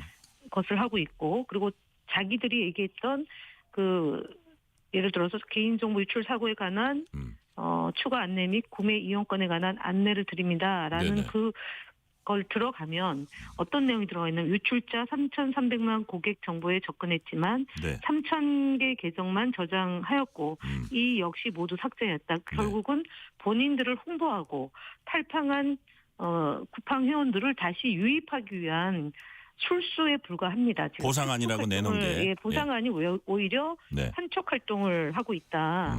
이 부분도 전자상거래법 위반의 소지가 있고요. 네네. 그다음에 방미통일 차원에서는 이용자의 그런 권리 침해가 될 수 있어서 이 부분에 대한 지적도 상당히 많이 이루어졌습니다. 그래요. 네. 자, 제가 뒤에 여쭤볼 것까지 조금 대답을 해주셔서 뒤에 제가 기회가 되면 한 번 더 요거는 또 다른 네네. 방식으로 여쭤볼게요. 자, 그리고 일단 국민의힘은 오늘 청문회 안 들어왔죠. 않았습니다. 네, 맞습니다. 예, 국정조사 하자는 건데 뭐 이게 청문회도 하고 국정조사도 할 수도 있는데 국민의힘은 국정조사만 하자는 겁니까? 어떤 입장이에요, 야당은? 그건 저희가 연석 청문회를 예. 왜냐면은 국정조사를 하려고 그러면은 네, 그 시간이 많이 소요됩니다. 한 달가량 소요가 되는데 네네. 저희가 12월 17일 날 끝나면서 로저스의 위증과 그다음에 책임 있는 사람들이 회피하고 있었기 때문에 네. 시급하게 할 수 있는 방식이 연석청문회고 그 연석청문회는 그 해당 상임위원장이 동의를 구하면 네. 여야가 함께 참여할 수 있기 때문에 신속하고 시급성을 요하는 거는 그런 방식으로도 이전에 교육위가 한 바 있습니다. 예. 그러면은 여야가 협의해서 진행하면 되는데 뭐 정무위원장이 야당이고 네. 또 기재위원장이 야당이기 때문에 위원장을 맡아야 된다라는 조건을 내걸었어요. 그런데 지금 정부에서도 이것이 해킹이기 때문에 가기부 장관 부총리가 TF 팀장이 돼서 각 부처와 위원회가 함께해서 TF를 구성해서 신속하게 대응하고 있으면 국회도 마찬가지로 가기부가 그동안 이 일을 해왔기 때문에 과학기술정보통신위원회가 하는 게 맞습니다. 네. 그럼 협조해서 진행하면 되는데 위원장을 누구 하느냐를 두고 본인들의 의사가 맞지 않다라고 해서 지금 함께하고 있지 않은 그런 점에 대해서 매우 유감이라는 말씀을 드리고요. 네. 그리고 이런 것 때문에 오히려 쿠팡 한국 사장이라고 얘기할 수 있고 대표라고 할 수 있는 미국인이 대한민국을 우습게 보는 거고 대한민국 국회를 우습게 보면서 위증을 하고 있는 것 아니냐라는 네. 지적을 할 수밖에 없고 이 부분에 대해서 국민의힘의 태도는 매우 부당하다 그리고 적절하지 않다라는 점을 지적합니다. 네. 청문회에서 같이 이렇게 힘을 합했으면 네. 좋았을 걸 하는 말씀 해주셨고 국정조사가 열리게 되면 잘 이렇게 머리를 맞대고 좀 좋은 방안 네. 도출했으면 좋겠고요. 자, 그리고 이것도 한번 여쭤볼게요. 이게 이제 6개 상임위가 참여한 연석회의 형태로 내일까지 지금 진행이 되잖아요. 네, 그렇습니다. 그래서 네. 사실 이게 이제 열린 게 대규모 그 개인정보 유출 때문에 열렸는데 유출 경위라든지 유출 규모 이런 게 일단 기본 팩트로 중요한데 쿠팡은 아까 네. 말씀하신 대로 3,000명뿐이고 현재 유출된 정보 모두 삭제됐다 이랬는데 오늘 과기부 장관 부총리가 3,300만 건 이상 유출 확인을 또 해줬거든요. 네, 자, 맞습니다. 그러면 쿠팡의 셀프 발표는 정말 믿기가 거짓입니다. 힘든 얘기네요. 네, 이게 아주 거짓입니다. 기본적인 팩트부터 틀리잖아요. 네, 그렇습니다. 왜냐하면은 앞서 네. 얘기했지만 본인들이 그 쿠팡에서 그 유출 사고를 노출로 애초에 가이드라인을 정했지 않습니까? 그러니까요. 예. 그다음에 셀프 조사를 통해서 그 정부 측의 TF가 구성이 돼서 하기 직전에 본인들의 입장을 발표를 했는데 네. 정부 기구 그 어디에도 쿠팡에게 지시를 하거나 그런 그 수사를 협조를 한 적이 없습니다. 네네. 그러니까 개보위도 그렇고 경찰청도 그렇고 가기부도 그렇지 않습니다. 그리고 국정원도 오늘 오전 오후 진행되는 그런 쿠팡의 그 헤럴드 대표의 네. 청문회 발언을 보고 허위다. 그래서 저희에게 오히려 그 국가기관의 신뢰를 저하하고 중대한 사안임을 쿠팡사에 엄중 경고하고요. 네네. 국정원은 고발권을 가지고 있는 국회 쿠팡 청문회가 헤럴드 대표를 국회 증언감정법 제14조 네. 위증 등의 죄로 고발하여 주실 것을 오히려 요청했습니다. 그리고 예. 국정원은 사실은 이 해킹과 같은 이런 일이 있을 때는 국가의 그런 안전과 관련된 것 때문에 기본적인 활동들은 하게 돼 있습니다. 네. 그것을 마치 지시를 한 것으로 지금 헤럴드 대표가 얘기를 했기 때문에 이 부분에 대해서도 매우 심각하다라고 보고요. 그래서 이 이후에 이제 저희가 앞서도 얘기했지만 3,300만 개다라고 그 법인이 네. 11월 25일 날 그 메일을 보냈고 네. 그 메일 안에 그 메일 안에 나왔던 그 내용이 오늘 의원들이 많이 지적을 했습니다. 네네. 그 내용 중에 그러니까 배송지 주소 데이터가 1억 2천만 건 이상이 있고요. 주문 데이터는 5억 6천만 건이 있고 예. 이메일 주소 데이터가 3,300만 건이 있다. 라는 거를 이미 11월 25일 날 그 범죄자가 네. 메일을 보낸 겁니다. 쿠팡 측에. 그리고 예. 개인적으로 이러한 상황이 있다라는 것을 11월 16일경에 알려줬습니다. 그래서 그것 때문에 쿠팡이 발칵 뒤집혔는데 추적을 하다가 11월 25일 날 앞서 말씀드렸던 네. 그 지금 이제 중국 국적의 지금 중국에 소재하고 있는 그 범인이 네. 당시에 문자를 보낸 것으로 분명하게 3,300만 건이 있다라고 얘기했는데 갑자기 쿠팡은 3,000개밖에 노출이 안 됐고 그거 역시도 삭제됐다라고 하는 거죠. 네. 저는 사실 셀프 조사 결과 발표할 때 제일 좀 당혹스러웠던 게 자기네가 수사기관처럼 뭐 물속에 다이버 동원해 가지고 건져내고 조사하고 네. 아주 큰 피의자잖아요. 이게 피의자를 자기네가 조사하고 보내고 네. 피의자는 본래 고발해야 하고 신고해야 되는 거잖아요. 그렇죠. 이런 네. 과정이 다 생략된 과연 그 마인드는 어디서 나왔을까 이게 되게 이거는 노동자가 네. 예를 들어 노동자가 그 가로로 사망했는데 산재를 인정하기 싫어서 네. 그 2만 배, 5만 배를 걸어서 급하게 뛰면서 노동을 했는데 네. 뭐 헬스를 한 거 아니냐 내지는 다이어트를 한 것 아니냐 또 내지는 2만 배도 골프를 치면 2만 배를 걷는데 뭐 이런 식으로 그 산재를 안 하기 위해서 김범석이 직접 지시한 내용들이 발견됐음에도 불구하고 그분을 동의하지 않는 네. 그런 행태를 놓고 보면 충분히 가능한 공작이다.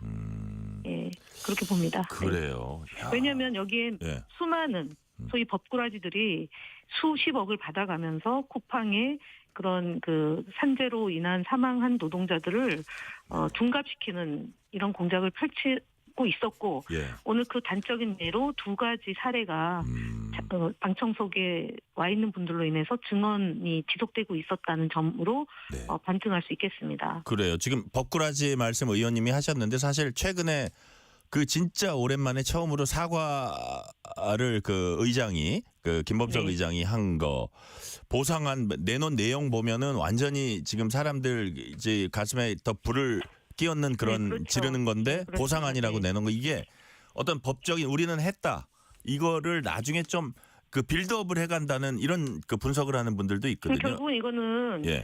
결국은 미국에 있는 쿠팡 INC의 미 10K 보고서라고요. 예. 매년마다 이 쿠팡 INC, 그러니까 미국 기업이라고 자기들은 주장하는데요. 예. 90% 이상을 한국에서 벌기 때문에 한국 기업입니다. 그러나 그러니까 그 지금 주식 관계를 미국에 있는 상장회사로 만들어 놓고 10K로 보면은 어떻게 돼 있냐면은 얘네들이 그 한국 물류업계와 전 세계 최고 수준인 선도적인 안전 기록을 강화하기 위한 중요한 투자를 해왔다라는 식으로 얘기하고요. 이 투자에는 쿠팡케어, 쿠팡케어 이니셔티브가 포함된다라고 해서 쿠팡케어라는 것만 집어넣고 나머지 소위 그 쿠팡에서 물류를 하고 있는 그런 회사들, 네. 그런 다양한 그 소위 보호받지 못한 노동자들은 사각지대로 만들어 놓고 네. 모양만 포장만 이쁘게 하는 그런 형태로 지금 둔갑이 돼 있는 거죠. 네네. 네.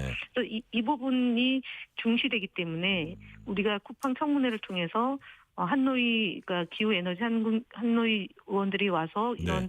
문제들을 지속적으로 제기하고 아마 김범석도 현재 실시간으로 모니터를 하고 있을 거라고 보여집니다. 네네. 그리고 이것을 언론에서 제대로 다뤄줘야지만 미국에서도 미국 기업이라고 하는데 이렇게 노동자들의 사망을 거짓으로 보고 허위 보고를 하고 있는 이런 점들에 대해서 네. 그다음에 이 해킹 당한 것도 3,300만 건인데 아주 중요한 건데 중요하지 않다라고 또 보고서를 K8 보고서로 만들어서 네.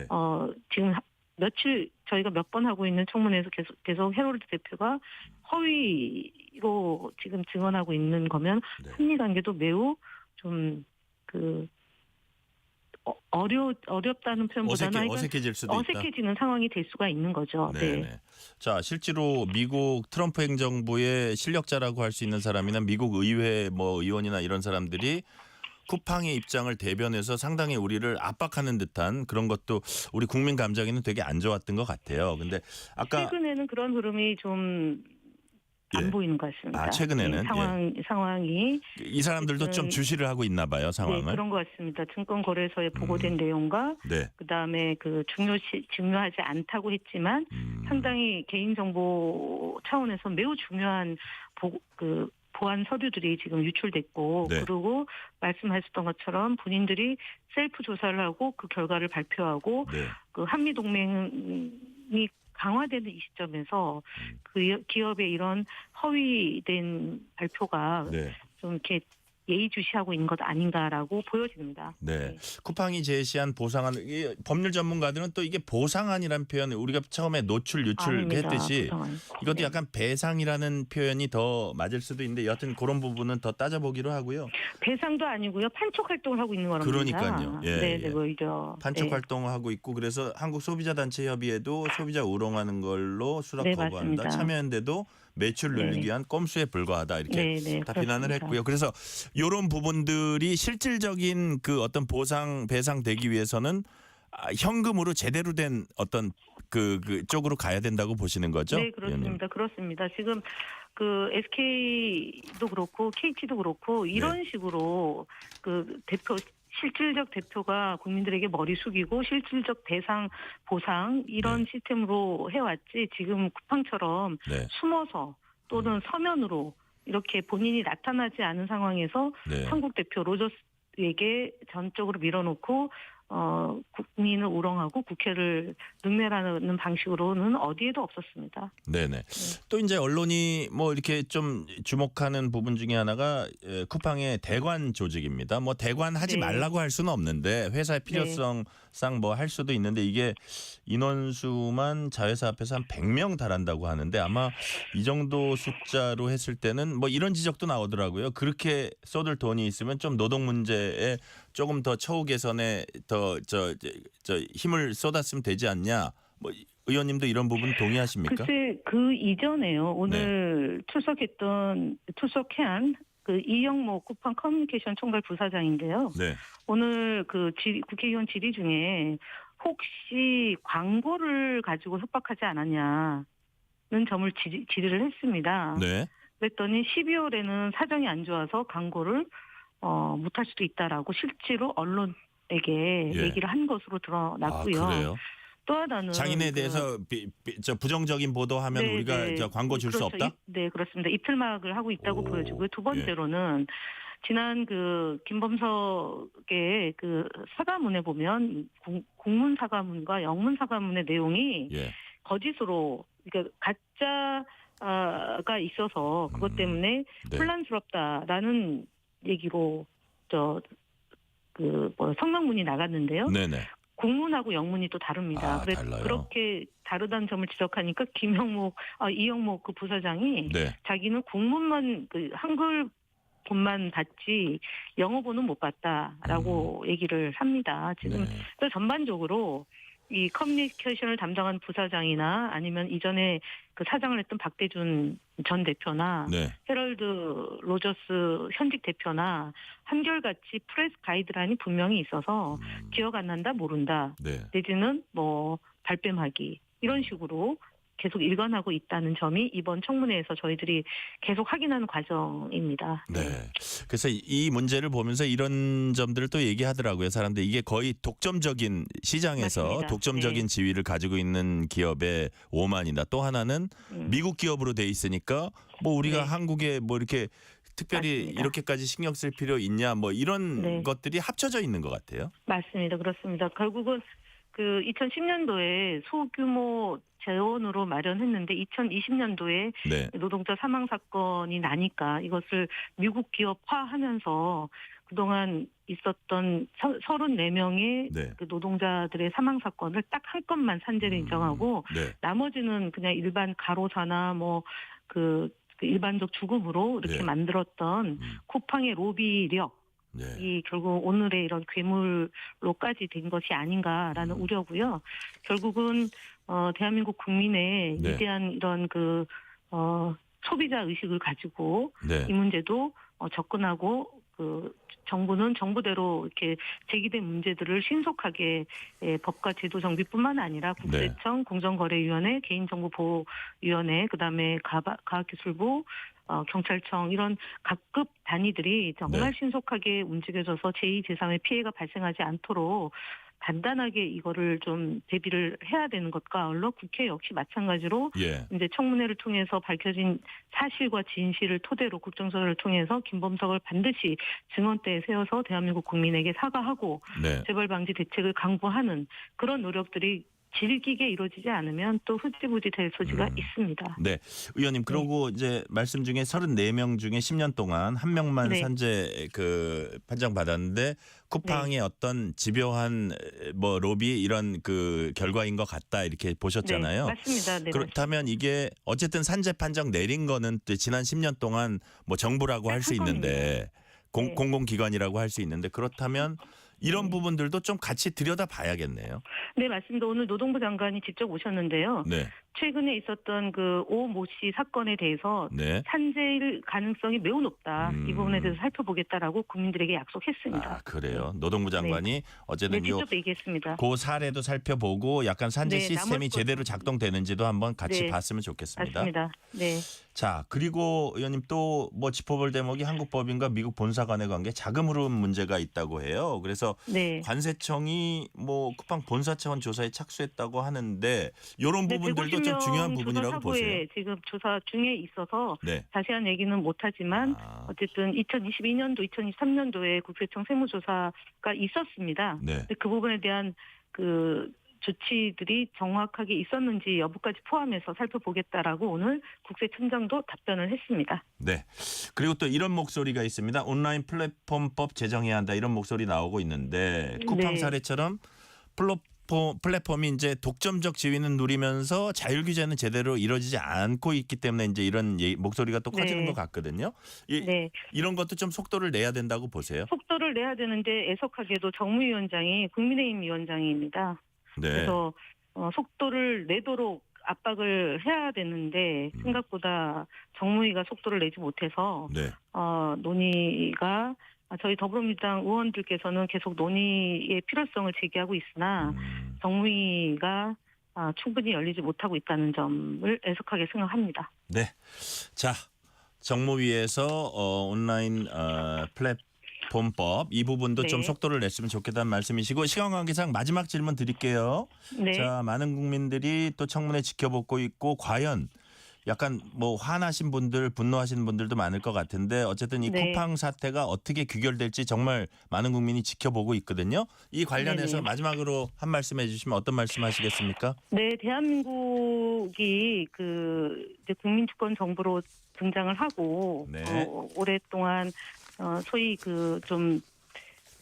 국민들이 납득 못하는 노동자들의 희생과 헌신을 제대로 처리하지 않아서 생겼던 문제들이 많이 있지 않습니까? 네. 그것이 쿠팡이라는 물류 그 기업에서 벌어지고 있었다는 점을 이번 기회에 다시 한번 알게 됐다는 점 하나고요. 네. 두 번째로 개인정보가 유출됐으면 이 부분에 대해서 기업이 신속하게 재발 방지 대책을 마련해야 되는데 기업이 대한민국 국민들에게 그 돈을 벌고 미국에 가서 로비를 통해서 이런 문제를 해결할 수 있다는 거 아니람을 네. 다시 한번 확인했고 그렇게 해서는 안 된다라는 경종을 울리는 계기가 될 수 있겠다 싶습니다. 그래서 빠르고 신속해서 국민들한테 편안함은 좋지만 네. 그로 인해서 또 다른 그 동전의 양면처럼 희생되는 것들이 있으니까 국민 여러분들께서 양쪽 면을 다 보시고 판단하고 쿠팡이 제대로 기업할 수 있도록 그런 문화를 만드는 일에 함께 실천해 주실 것을 요청드립니다. 네, 국민이 함께 했으면 좋겠다는 말씀. 오늘 말씀 거기까지 듣겠습니다. 지금까지 국회 쿠팡 청문회 총괄 간사 맡고 계신 김현 민주당 의원이었습니다. 의원님 오늘 말씀 감사합니다. 네, 감사합니다. 편지 왔습니다. 퇴근길 지친 당신에게 힘이 되는 뉴스를 전해드립니다. 매일 저녁 당신과 함께 읽는 세상 이야기. KBS 1라디오 뉴스레터 K.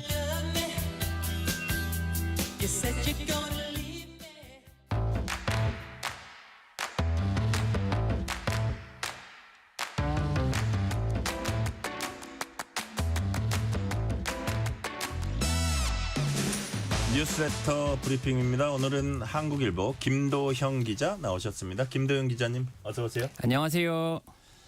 지난 10월 부산 동래구에서 고등학교 3학년 남학생이 쓰러졌는데 치료받을 응급실 찾지 못해서 결국 사망했습니다. 근데 당시 정황을 뒤늦게 살펴보니까 구급대하고 응급실 간에 소통 오류가 있었던 게 확인이 됐죠? 예, 맞습니다. 당시 남학생 A군은요. 소아 진료 불가를 이유로 병원 14곳에서 수용을 거부당했고요. 15번째로 연락한 병원에서 치료를 받다가 숨졌습니다. 네. 그런데 김윤 민주당 의원실이 복지부와 소방청의 내부 자료를 확보해서 분석한 결과 치료가 가능한 병원이 사전에 있었는데 응급실과 그 구급대 간의 소통 오류가 있었던 정황이 파악이 된 겁니다. 네. 구체적으로 좀 살펴보면요. 당시 구급대원이 연락을 돌리기 시작한 시각이 오전 6시 44분입니다. 그리고 첫 번째 병원 그리고 두 번째 병원에서 소아신경과 진료가 불가능하다라고 거절을 듣고 네. 세 번째로 연락한 병원이 양산 부산대 병원입니다. 근데 이곳은 소아 진료에 특화된 곳이라서 양산 부산대 병원이 오전 6시 50분에 확인을 해주겠다고 말한 뒤에 10여 분 뒤인 오전 7시 4분에 수용이 가능하다라고 구급대에 연락을 했다는 거예요. 그런데 구급대가 연락을 받지 않았다 이런 주장을 펴고 있거든요. 그런데 구급대원들은 회신이 없었다면서 휴대전화 통화 내역을 제출을 했다고 합니다. 그런데 전화를 받았는지 연락을 했는지 여부를 떠나가지고 그런 사실관계를 떠나서 양산 부산대 병원이 당시에 수용할 여력이 있었던 거거든요. 네. 그 당시에 A군이 오전 7시 25분에 심정지가 왔는데 당시에 구급대와 양산 부산대 병원 간에 연락이 닿았다면은 결과가 달라질 수 있었다는 분석이 나오는 겁니다. 네. 자, 근데 이거 관련해서 응급의료 종합 상황판이란 게 있습니다. 구급대하고 병원의 유선 연결 요거에만 의존할 게 아니라 구급 상황센터가 적극적으로 역할을 했어야 하는 거 아니야 이런 지적도 나오고 있죠. 네, 그 응급 의료 종합 상황판이라는 게요. 의료와 관련된 공공 정보가 연결된 단일 데이터베이스거든요. 근데 당시 양산 부산대 병원은 소아 청소년과 진료와 관련해 갖고 아무런 진료 표시 제한을 하지 않았다고 합니다. 그러니까 진료가 가능하다는 뜻입니다. 당시 첫 번째로 연락했던 동아대 병원이나 두 번째로 연락했던 해운대 백병원은 소아 청소년과 의료진 부재 또는 소아과 복합 경련 진료 불가 등을 표시해 놨는데 소방구급상황센터가 병원의 이송 가능 여부를 재확인하는데 말씀드린 양산 부산대 병원에 연락을 하지 않았던 겁니다. 구급센터가 만약에 그 진료가 가능하다라는 표시를 보고 연락을 했다면 수용이 가능하다는 회신을 확인할 수 있었을 텐데 왜 연락을 안 했는지 이유를 들어보니 양산 부산대 병원에서 전화를 준다고 했기 때문에 기다리던 상황이라면서 다시 연락할 시간에 다른 곳이라도 빨리 연락해 보는 게 낫다라고 판단했다라고 합니다. 또 다른 문제도 있는데요. 환자 정보가 그 제대로 전달된 곳이 3곳에 불과하다고 합니다. 네. 나이, 성별, 호소 증상 정도만 전달이 됐고요. 의식 유무나 체온, 맥박, 호흡수 등 활력 징후와 관련된 정보는 전달이 되지 않았다고 합니다. 대원들이 전화를 하면서 환자 나이를 전달하니 대부분의 병원에서 소아 환자라서 거절을 했다라고 합니다. 그래요. 자, 정치권도 응급실 뺑뺑이 문제 지적하고 있습니다. 이재명 대통령도 지난번 업무 보고에서 대책 마련 지시했죠? 예, 당시 이재명 대통령 그 발언을 보면요. 응급 이송 체계가 긍정적으로 작동하는 것이 아니라 응급 환자 거부 시스템으로 작동하고 있다. 대책이 필요하다라고 문제를 제기했고요. 김민석 국무총리도 지난 22일에 소방대원들을 만난 자리에서 어떻게든 대안을 찾아야 한다라고 주문을 했습니다. 그런데 환자 수용 거부 문제뿐만 아니라 구급대와 병원 간의 소통 문제까지 지적이 된 만큼 근본적인 대안 마련이 따라야 하지 않을까 생각이 됩니다. 그래요. 자, 주제를 바꿔봅니다. 현재는 노동신문이나 조선중앙통신, 북한 웹사이트 이런 접속이 차단돼 있습니다. 근데 통일부가 접속 차단 해제를 추진하기로 했죠? 예, 현재 이들 사이트는 정보통신망법에 따라 차단이 되고 있습니다. 국가보안법에서 금지하는 내용의 정보는 심의를 거쳐서 차단을 할 수가 있거든요. 그런데 통일부가 일반 국민들이 북한을 정확하게 이해할 수 있도록 사이트 차단 해제를 추진할 계획이라고 밝혔습니다. 이미 한국 사회가 충분히 성숙한 만큼 북한 매체를 보더라도 그 북한의 주장에 동조할 국민이 없을 거라는 자신감이 배경입니다. 그리고 특수 자료였던 노동신문은 오늘부터 일반 자료로 전환이 됐는데요. 지역 내 도서관 등에서 노동신문을 열람할 수 있도록 할 방침입니다. 그래요. 북한 이탈 주민 뜻하는 탈북민이란 얘기 명칭 많이 그동안 써왔는데 이것도 이제 명칭을 바꾼다고 합니다. 어떤 말로 바뀝니까? 예, 부정적인 어감과 인식 등을 고려해서 북향민으로 점진적으로 대체를 추진한다고 합니다. 북한이 고향인 사람을 뜻하는 말입니다. 다만 일부 탈북민 단체가 명칭 변경을 반대하고 있고요. 또 통일부가 탈북민을 대상으로 조사한 결과에서도 반대하는 의견이 과반을 넘는 53.4%로 조사돼 논란이 좀 예상이 됩니다. 통일부는 해당 조사의 객관성과 대표성 측면에서 문제가 있다면서 내부 청구 용어로만 활용하기로 했다라고 설명을 했습니다. 그리고 법률적으로 탈북민을 가리키는 용어가 북한 이탈 주민인데요. 이 표현을 바꿀지는 사회적 합의와 정책 방향을 확보한 뒤에 결정하기로 했습니다. 그리고 탈북민들은 내년 초부터 하나원 내에서 스마트폰을 사용할 수 있게 되고요. 또 지난해 4월 안보 상황을 이유로 중단이 됐던 DMZ 평화의 길이 재개방이 될 수 있도록 국방부, 유엔 군사령부와 협의할 계획입니다. 그래요. 북향민 하면 그냥 그 우리가 생각하는 어떤 시기에 어떤 그거를 탈출한 사람들, 이탈한 사람들뿐만이 아니라 예를 들어서 북한이 고향인 사람, 아주 나이 드신 분까지 포함될 수 있지 않을까 해서 그런 부분도 좀 검토를 해야겠네요. 예, 실향민이라는 표현을 그러니까요. 예. 자, 최근 외국인들이 국내 부동산 매입한 사례가 크게 증가했는데 위법성이 의심된 사례가 상당수 파악됐다고 합니다. 그 비율이 얼마나 돼요? 주택을 제외하면요. 3분의 2 가까이 됩니다. 3분의 2? 예, 좀 설명을 드릴게요.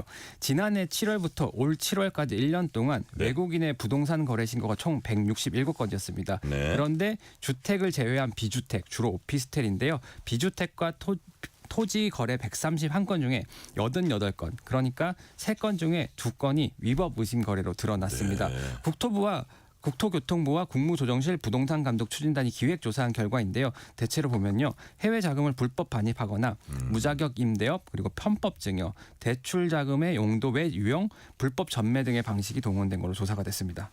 그래요. 지금 유형을 대충은 얘기해 주셨는데 구체적인 사례 어떤 게 있어요? 일단 해외에서 1만 달러를 초과하는 현금을 반입하고 신고하지 않는다거나 환치기를 통해서 자금을 반입하는 건 불법이거든요. 그런데 외국인 A씨 같은 경우에는 서울에서 3억 9,500만 원의 오피스텔을 샀는데 이 중 3억 6,500만 원을 해외 송금과 현금 휴대 반입으로 조달했다고 소명을 했거든요. 신고 의무를 누락했거나 환치기를 한 걸로 의심이 된 상황이고요. 또 90일 이내 단기 체류로 입국한 외국인 B씨가 있는데 서울에 오피스텔을 산 뒤에 보증금 1억 2천만 원에 임대를 줘서 네. 무자격 임대업을 했다는 지적이 나왔습니다. 또 외국인 C씨는 서울 소재의 아파트를 49억 원에 샀는데 네. 본인이 사내이사로 있는 법인에서 38억 원을 차입을 했습니다. 근데 이 차입한 내용에 대한 회계 처리가 확인이 되지 않아서 법인 자금을 유용하고 특수 관계인 차입금 과다가 의심되는 정황입니다. 또 소유 아파트를 생활 안전 자금 목적으로 담보 대출 받아서 경기도 소재의 단독 주택을 사들여서 대출 규정을 위반한 외국인도 있었습니다. 그래요. 어떤 사례들이 많네요. 유형들도 많고. 자, 그렇다면 여기에 대해서 정부는 어떤 조치를 이제 취할 방침이에요? 예, 일단 법무부, 금융위, 국세청, 관세청 등 관계기관 통보할 예정이고요. 네. 경찰 수사 및 미납 세금 추징 등의 후속 조치가 이뤄질 예정입니다. 그리고 국토부는 내년에도 외국인 주택, 빚주택, 토지 이상 거래 기획 조사를 추진할 예정입니다. 네. 자, 마지막 주제를 한번 다뤄볼게요. 장 건강에 좋다, 다이어트에 좋다, 이렇게 소화를 돕는다, 이런 효소식품 광고도 이제 많이 보셨을 거예요. 근데 이게 알고 보니까 건강기능식품이 아니다, 이렇게 한국소비자원이 밝혔어요. 예, 건강기능식품은 과학적 근거를 바탕으로 기능성을 인정받아야 합니다. 네. 그런데 그래서 건강기능식품법이 따로 있어요. 그리고 일반 식품의 경우에는 식품위생법에 따라 규율을 받습니다. 그리고 광고도 엄격한 규제를 받거든요. 예를 들어서 건강기능식품은 비타민 C가 항산화에 도움 된다, 이렇게 표현을 쓸 수 있는데 일반 식품은 비타민 C 함유 정도의 표현밖에 쓰지를 못합니다. 그런데 효소식품의 경우에는 일반 식품인데 이걸 마치 건강기능식품인 것처럼 과장 광고를 하는 사례가 적지 않습니다. 한국소비자원이 시험 대상 11개 중 9개 제품이 장건강, 효소 다이어트 등의 표현을 사용해서 네. 건강기능식품으로 오인할 수 있도록 과대 광고를 하거나 그다음에 허위 사실이 포함된 후기를 게시했다라고 밝혔습니다. 또 11개 제품 중 10개 제품에 유산균이 첨가가 됐는데 네. 유산균 수를 표시하지 않아서 소비자들이 이를 인지하기 어렵도록 했다라는 지적이 제기됐습니다. 유산균 같은 경우는 미리 드시는 경우도 많잖아요. 그러니까요. 그런데 중복 과다 섭취할 경우에 복부 팽만감 등이 유발될 수 있어서 주의를 해야 합니다. 주의를 해야 하는군요. 자, 마지막 질문. 그렇다면 실제 효과가 없다, 이렇게 봐야 됩니까? 개인 차이는 좀 있을 것 같은데요. 그래요? 예, 한국소비자원이 실험을 했습니다. 효소식품이 효소를 함유하도록 한 일반 식품일 뿐 소화 기능성 등을 인정받은 건강기능식품이 아니라고 강조를 했고요. 네. 실험 결과 효소의 활성도가 시험 조건 37도씨 그리고 pH 6에서 8 사이에서 제품 표시치 이상으로 나타나 도움을 줄 수 있을 것처럼 보이기는 하는데 실제로 섭취했을 때 소화기관 등을 통하면서 위산 등의 산도의 변화에 따라 효소 활성을 이룰 수가 있기 때문에 이를 유의해야 한다라고 지적을 했습니다. 네, 코너 마치기 전에 문자 하나 소개해 드릴게요. 8026님의 메시지입니다. 올해 한 해 뉴스레터 K 덕분에 많은 지식을 얻었네요. 우리 모두 내년엔 더욱더 건강합시다. 감사드립니다. 뉴스레터 브리핑 지금까지 한국일보 김도형 기자였습니다. 오늘 말씀 감사합니다. 감사합니다.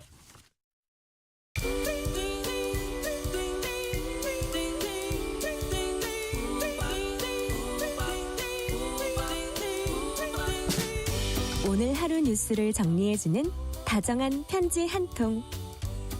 KBS 일라디오 뉴스레터 K.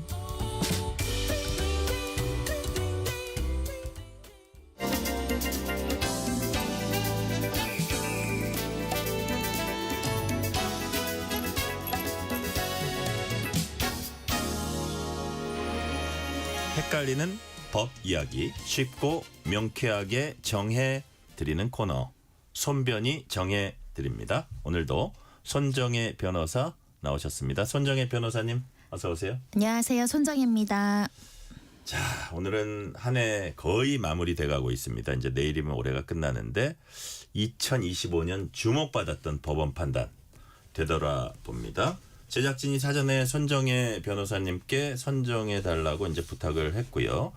자, 우리가 이제 세 가지를 다룰 텐데 손정혜 변호사님 어떤 기준으로 올해 법원 판단 정해 주셨습니까? 네, 매년 다사다난하긴 하지만 2025년 유독 굵직한 판결 그리고 전 국민적인 관심이 있는 사건들에 대한 판결이 이어졌고요. 네. 우리 국민들이 가장 관심이 있었고 주목했던 판결 위주로 선정해 보았는데 첫 번째는 윤 전 대통령에 대한 탄핵 심판 사건이고요. 두 번째로는 우리 대한민국 정부가 국제 분쟁 과정에서 승소했던 론스타를 상대로 손해배상 청구를 소멸시켰던 승소 사건 가져왔고요. 또 이혼 사건과 관련해서 최초의 어떤 큰 금액이 나왔던 재산분할 판단에 엇갈리면서 관련한 또 새로운 법리를 제시한 최태원 노소연 관장에 대한 이혼 사건 판결 가졌습니다. 네, 말씀하신 첫 번째 대통령 탄핵 심판 결정입니다. 자, 윤석열 전 대통령 탄핵 인용 결정 어떤 부분에 가장 주목하셨어요? 네, 이 사건 같은 경우는 사실은 뭐 하나하나 결정문 모두 대한민국 헌정사에 또 판례의 기준이 앞으로의 미래의 대통령에게도 영향을 미칠 수 있는 모두 중요한 것들이었는데요. 일단 12.3 비상계엄 이후 2차 탄핵 소추안이 가결되고 그리고 윤 전 대통령이 구속되고 또 51일 만에 구속 취소를 거치면서 이 사건 헌법재판소에서 탄핵 심판 관련한 심리가 있었습니다. 대부분의 어떤 그 기일에도 윤 전 대통령이 참여해서 변론을 했을 정도로 많은 쟁점들이 논의가 됐었고요. 최종적으로 이것이 탄핵이 인용되냐 기각되느냐가 마지막까지 예측이 어려웠을 정도로 치열한 법적인 공방이 있었는데요. 네. 제가 가장 주목했던 것은 비상계엄의 헌법상의 선포 기준을 재판부가 어떻게 설치한 설명을 하는지 그 부분이 가장 주목이 됐고요. 네. 많은 쟁점에 대해서 판단이 나왔었습니다. 일단 비상계엄 선포라는 비상대권이 사법심사의 대상이 되는지 여부도 판단을 내렸었고요. 네. 이 비상계엄과 같은 경우는 전시, 국가 비상상태, 교전상태 등 중대한 경우에만 할 수 있을 뿐 이 피청구의 측에서 주장하는 이 대국민 호소용 그러니까 계몽적 요소로는 할 수 없다라는 점을 명확하게 했었던 사건이고요. 네네. 특히 국회와의 여러 가지 이제 대치 상태에서 이것을 타개하기 위한 방법으로는 정치적으로 해결해야지 이렇게 군 병력을 동원하는 계엄을 선포해서는 안 된다라는 기준을 명시적으로 판단을 하면서 대통령에 대한 비상계엄이라고 하더라도 이것이 헌법과 법률에 위반되는 경우에는 대통령을 파면할 수 있다. 이런 중대한 판단을 내렸던 사건입니다. 네. 자, 지금 이제 탄핵 결정 얘기해 주셨고 뭐 내년 초 1월이나 2월에 윤석열 전 대통령에 대한 내란 우두머리 혐의 재판 1심 선고 내려질 걸로 이제 예상이 되고 있습니다. 근데 앞서서 탄핵 심판 과정에선 내란 혐의를 제외했던 이유가 뭘까요? 네, 일단은 소추 사유로 내란죄를 철회한 부분을 둘러싸서 이것이 부적법하다라는 피청구인 측의 여러 가지 주장이 있었으나 헌법재판소에서는 이 내란죄를 철회하는 부분은 기본적으로 사실관계가 동일하고 법령의 적용만 다른 부분이기 때문에 소추 사유의 철회나 변경으로 판단하지 않기 때문에 이 내란죄 해당 여부가 빠졌다고 하더라도 이 심판에는 적법한 절차를 통해서 진행할 수 있다라는 판단을 내렸었고요. 실제로 헌법재판소에서는 내란죄 성립 여부와 관련해서는 명시적인 판단을 하지 않았습니다. 왜냐하면 앞으로 1, 2월에 이제 선고가 나와야 되는 내란죄에 대한 형사재판은 형사재판 절차에서 이제 판단을 하라는 의미도 포함되어 있다라고 볼 수 있을 것 같고요. 그러다 보니까 헌법재판소에서는 이 대통령의 이런 행위가 헌법과 법률에 위반되는지 국민의 신임을 저버린 것인지 헌법소 관점에서 용인될 수 있는 것인지 중대한 법 위반 행위가 있는지 이런 기준으로 판단을 내렸고 결론적으로 피청구인을 파면한다라는 주문을 내렸습니다. 그래요. 자, 비상계엄 이후 헌재 결정에 따라 파면된 인사는 윤석열 전 대통령, 조지호 전 경찰청장 일단 2명입니다. 한덕수 전 총리 비롯한 내각 많은 인사들에 대해선 탄핵이 인용되지 않았고요. 자, 해당 인사들 대부분 이제 형사재판 받고 있는데 그렇다면 어쨌든 헌재 판단하고 형사재판하고는 다른 측면도 있는 것 같고 서로 또 긴밀히 연관되어 있는 측면도 있는 것 같아요. 그렇습니다. 헌재 판단에서는 위헌적인 부분, 법률 위반 부분을 판단할 수 있는데 이것이 실제 형법상의 범죄의 성립 요건에 해당하는지는 또 독립적인 어떤 기준이 적용되다 보니까 실제 헌법재판소에서는 파면이 안 된다고 하더라도 또 기소돼서 재판이 받아서 유죄가 나올 수 있는 가능성이 있고요. 예를 들면 한덕수 전 총리 같은 경우는 이 탄핵 사건에서 실질적으로 계엄의 비상계엄 선포 과정에서 적극적으로 어떤 행위를 했다라는 증거가 부족하다라고 해서 파면을 기각을 했거든요. 하지만 그 이후에 수사가 진행이 되고 결정적인 증거로 CCTV 이런 것들이 확보됨에 으로 인해서 형사재판에선 현재 이 방조했다라고 판단해서 구형 15년형이 구형되어 있는 상황이거든요. 네네. 헌재 사건 이후에 또 새롭게 추가된 증거가 어떻게 또 형사재판에서는 증거 가치를 가질지 우리가 재판을 기다려 봐야 돼서 우리가 헌재의 탄핵 심판 절차는 비교적 수사가 다 마무리되지 않은 상황에서 했기 때문에 일부 기각된 사람도 있었고 실제 증거가 부족하거나 관여행위에 대한 어떤 입증이 없는 사람들도 있었기 때문에 네. 일부는 이 탄핵소추 관련해서 탄핵 기각 결정이 나오기도 했었습니다. 네, 두 번째 주제는 해외에서 내려진 판단입니다. 한국 정부가 미국계 사모펀드 론스타 상대로 냈던 투자자 국가 분쟁 즉 ISDS 취소 신청 사건에서 이제 한국 정부가 승소를 한 건데 정확히 이게 어떤 걸 다투는 소송이었는지 또 그 결정 요지까지 이렇게 좀 요약을 해주세요. 네, 소송이라고 명확하게 얘기하기보다는 국제 중재 사건이라고 이야기할 수 있을 것 같습니다. 이 사건은 2003년으로 올라가는데요. 론스타가 외환은행을 1조 3천억 원대로 불법적으로 헐값에 샀다 이런 논란이 제기됐었습니다. 그 이후에 계속해서 론스타는 금액을 훨씬 더 높여서 이것을 매도하려는 시도들을 했었고 그 과정에서 주가 조작 논란도 있었고 또 정부 차원에서의 불미스러운 여러 가지 협조 부분이 있었다라고 정치권과 여론이 굉장히 좋지 않은 상황에서 실제 정부가 매각 승인을 좀 지연했다. 한국 정부가 부당하게 개입해서 우리가 얼마에 팔 수 있음에도 불구하고 그러니까 예를 들면 6조 원대 팔 수 있음에도 불구하고 그보다 훨씬 낮은 3조 9천억 대에 이 매각할 수밖에 없었기 때문에 한국 정부의 불법 행위로 우리는 손해를 입었다라고 주장을 하면서 6조 원대의 손해배상 청구, 손해배상을 주장하는 사건이었고요.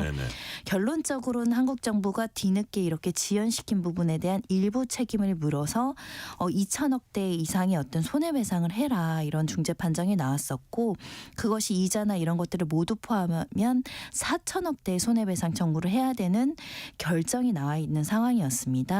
여기에 대해서 우리 한국 정부가 절차상 위법이 있다라고 주장을 하면서 다시 한번 불복을 한 사건이고 최종적으로는 예상보다 승소했다. 그러니까 처음에 시작했을 때는 패소 가능성이 짙었으나 결론적으로는 절차적인 권리를 침해받았다라는 이유로 승소를 함으로 인해서 국고 손실도 줄어들었고 심지어는 상대편에게 70억 상당의 소송 비용도 청구할 수 있는 완전 승소의 결과가 있었기 때문에 국민들로서는 또 정부의 노력에 대해서 치해했던 사건입니다. 그러니까요. 처음에 시작할 때는 이게 과연 될까 이런 논란도 좀 있었는데 결과가 좋으니까 좋은데 이게 그냥 1심입니까? 이게 이제 아까 국제 중재 사건이라고 하셨잖아요. 그래서 판단 주체도 국제 투자 분쟁 해결센터 ICSID라는 데인데 이건 그냥 한 번에 결정 나는 겁니까? 아닙니다. 우리가 보통 우리나라는 지금 대법원 3심제이지만 이 사건은 2심제입니다. 그래서 3심은 없고 1심에서 졌고 2심에서 승소했기 때문에 그대로 확정된다라고 말씀드릴 수 있고요. 일단은 승소하게 된 가장 결정적인 것은 이 관련해서 상사 중재문과 관련해서 이 중재문에는 한국 정부가 개입하지도 않았고 관련한 절차 참여도 없었는데 불구하고 이 상사 중재 판결에 대한 어떤 판정문으로 이런 배상 판결을 하는 것은 절차, 변론권 침해이다. 그리고 이유도 미기재했고 권한에 대해서 조금 월권을 했다. 반대 신문권을 제한당했다. 이런 취지로 한국 정부의 손을 들어준 것인데요. 실체적인 어떤 문제도 중요하지만 절차 규칙도 굉장히 중요하다라는 것을 이번 중재 판정에서도 확인할 수 있습니다. 네. 손 변호사님이 정한 세 번째 주제 이른바 세계 이혼 소송 최태원 SK그룹 회장하고 노소영 아트센터 나비관장 간 이혼 소송. 자, 항소심은 1조 원대 재산분할 명령을 했는데 대법원이 파기환송했어요. 그 배경이 뭡니까? 네, 가장 중요한 법리가 다시 한번 확인됐던 사건입니다. 1심과 2심의 재산 분할 액수가 워낙에 현격하게 차이가 나다 보니까 이게 대법원에서 어떤 판단을 내릴지 주목이 됐었던 사건이고 경영권과 관련해서도 굉장히 지대한 영향을 미칠 수 있기 때문에 재계에서도 관심이 많았는데 결론적으로는 비자금으로 재산이 형성된 기여도는 법에서 인정할 수 없다는 겁니다. 불법적인 방법으로 형성된 재산 분할 기여도는 우리 법에서 말하는 말하는 불법 원인 금여. 예를 들면 우리나라 법은 우리나라 판례는 불법을 용인하지 않겠다라는 의지를 천명한 것인데요. 설사 그 비자금이 그때에 지급됐다고 하더라도 명시적으로 비자금이 전달됐다라는 것은 판단을 유보하고 판단하지 않았습니다. 그 비자금이 어떤 이 기업의 성장이 동력이 되고 종잣돈이 됐다고 하더라도 결론적으로는 굉장히 불법적인 뇌물로 형성한 자금이 들어간 거기 때문에 이런 불법 자금으로 형성한 재산 형성 기여도는 우리 법에서 말하는 불법 원인 금여에 해당하므로 그에 대한 기여도는 우리 법에서 인정할 수 없다라고 다시 재산 분할금을 판단해야 된다 항소심으로 돌려보냈습니다. 네, 9169님이 이런 메시지 주셨어요. 손정혜 변호사님 정확하고 깔끔한 설명에 항상 응원합니다. 내년에도 잘 부탁드립니다. 감사합니다. 자, 이게 위자료 20억 워낙 큰 소송이다 보니까 별거 아닌 것 같은데 알고 보니까 이 부분도 또 중요하다면서요? 오히려 이 위자료 판단이 나오면서 변호사들이 깜짝 놀랐거든요. 그래요? 왜냐하면 20억은요 최초의 금액입니다. 최대 규모입니다. 그렇기 때문에 어떤 사회적인 지위, 경제, 불법행위의 내용 그리고 그와 관련한 여러 가지 점을 고려해서 위자료가 20억까지 확대될 수 있다는 것을 최초로 보여줬던 사건이고요. 향후 불법행위의 정도가 중하고 피해가 심각한 경우에는 정신적인 고통을 20억 원까지 산정할 수 있다는 것을 우리 법원에서 보여줬고 다만 이게 이혼에 대한 부정행위에 대한 위자료이기 때문에 다른 예를 들면 살인 사건이라든가 명예훼손 사건에서도 적용이 될지 그리고 뭐 예를 들면 이 배상을 지급하는 사람이 재산이 많다고 해서 이렇게 많은 금액이 차등적으로 지원될지는 앞으로 더 법리로 구성해 봐야 되겠지만 워낙에 정신적인 위자료를 작게 인정하는 실무예에서 대폭 재량 범위 내가 확대됐다. 피해자 입장에서는 또 환영할 만한 일입니다. 네, 시간이 다 되긴 했는데 짤막하게 한 말씀만요. 이게 우리가 이혼도 확정됐는데 우리가 이혼 소송에서 귀책주의, 파탄주의 이런 개념도 좀 있었습니까? 이 사건에선 뚜렷하게 이에 대해서 새로운 법리가 나오진 않았습니다. 원칙적인 유책주의를 유지를 했던 사건이고요. 다만 그런 유책인 배우자에게 위자료가 상당 부분 인정됐다는 데 상징성이 있습니다. 네, 오늘 말씀 여기까지 듣겠습니다. 지금까지 손정혜 변호사였습니다. 오늘 말씀 감사합니다. 감사합니다. 오늘 뉴스레터 K는 여기까지입니다. 커피 쿠폰 당첨자 명단은 뉴스레터 K 홈페이지 확인해 주시고요. 오늘도 함께해 주신 청취자 여러분 진심으로 감사드립니다. 지금까지 뉴스레터 K 전종철입니다.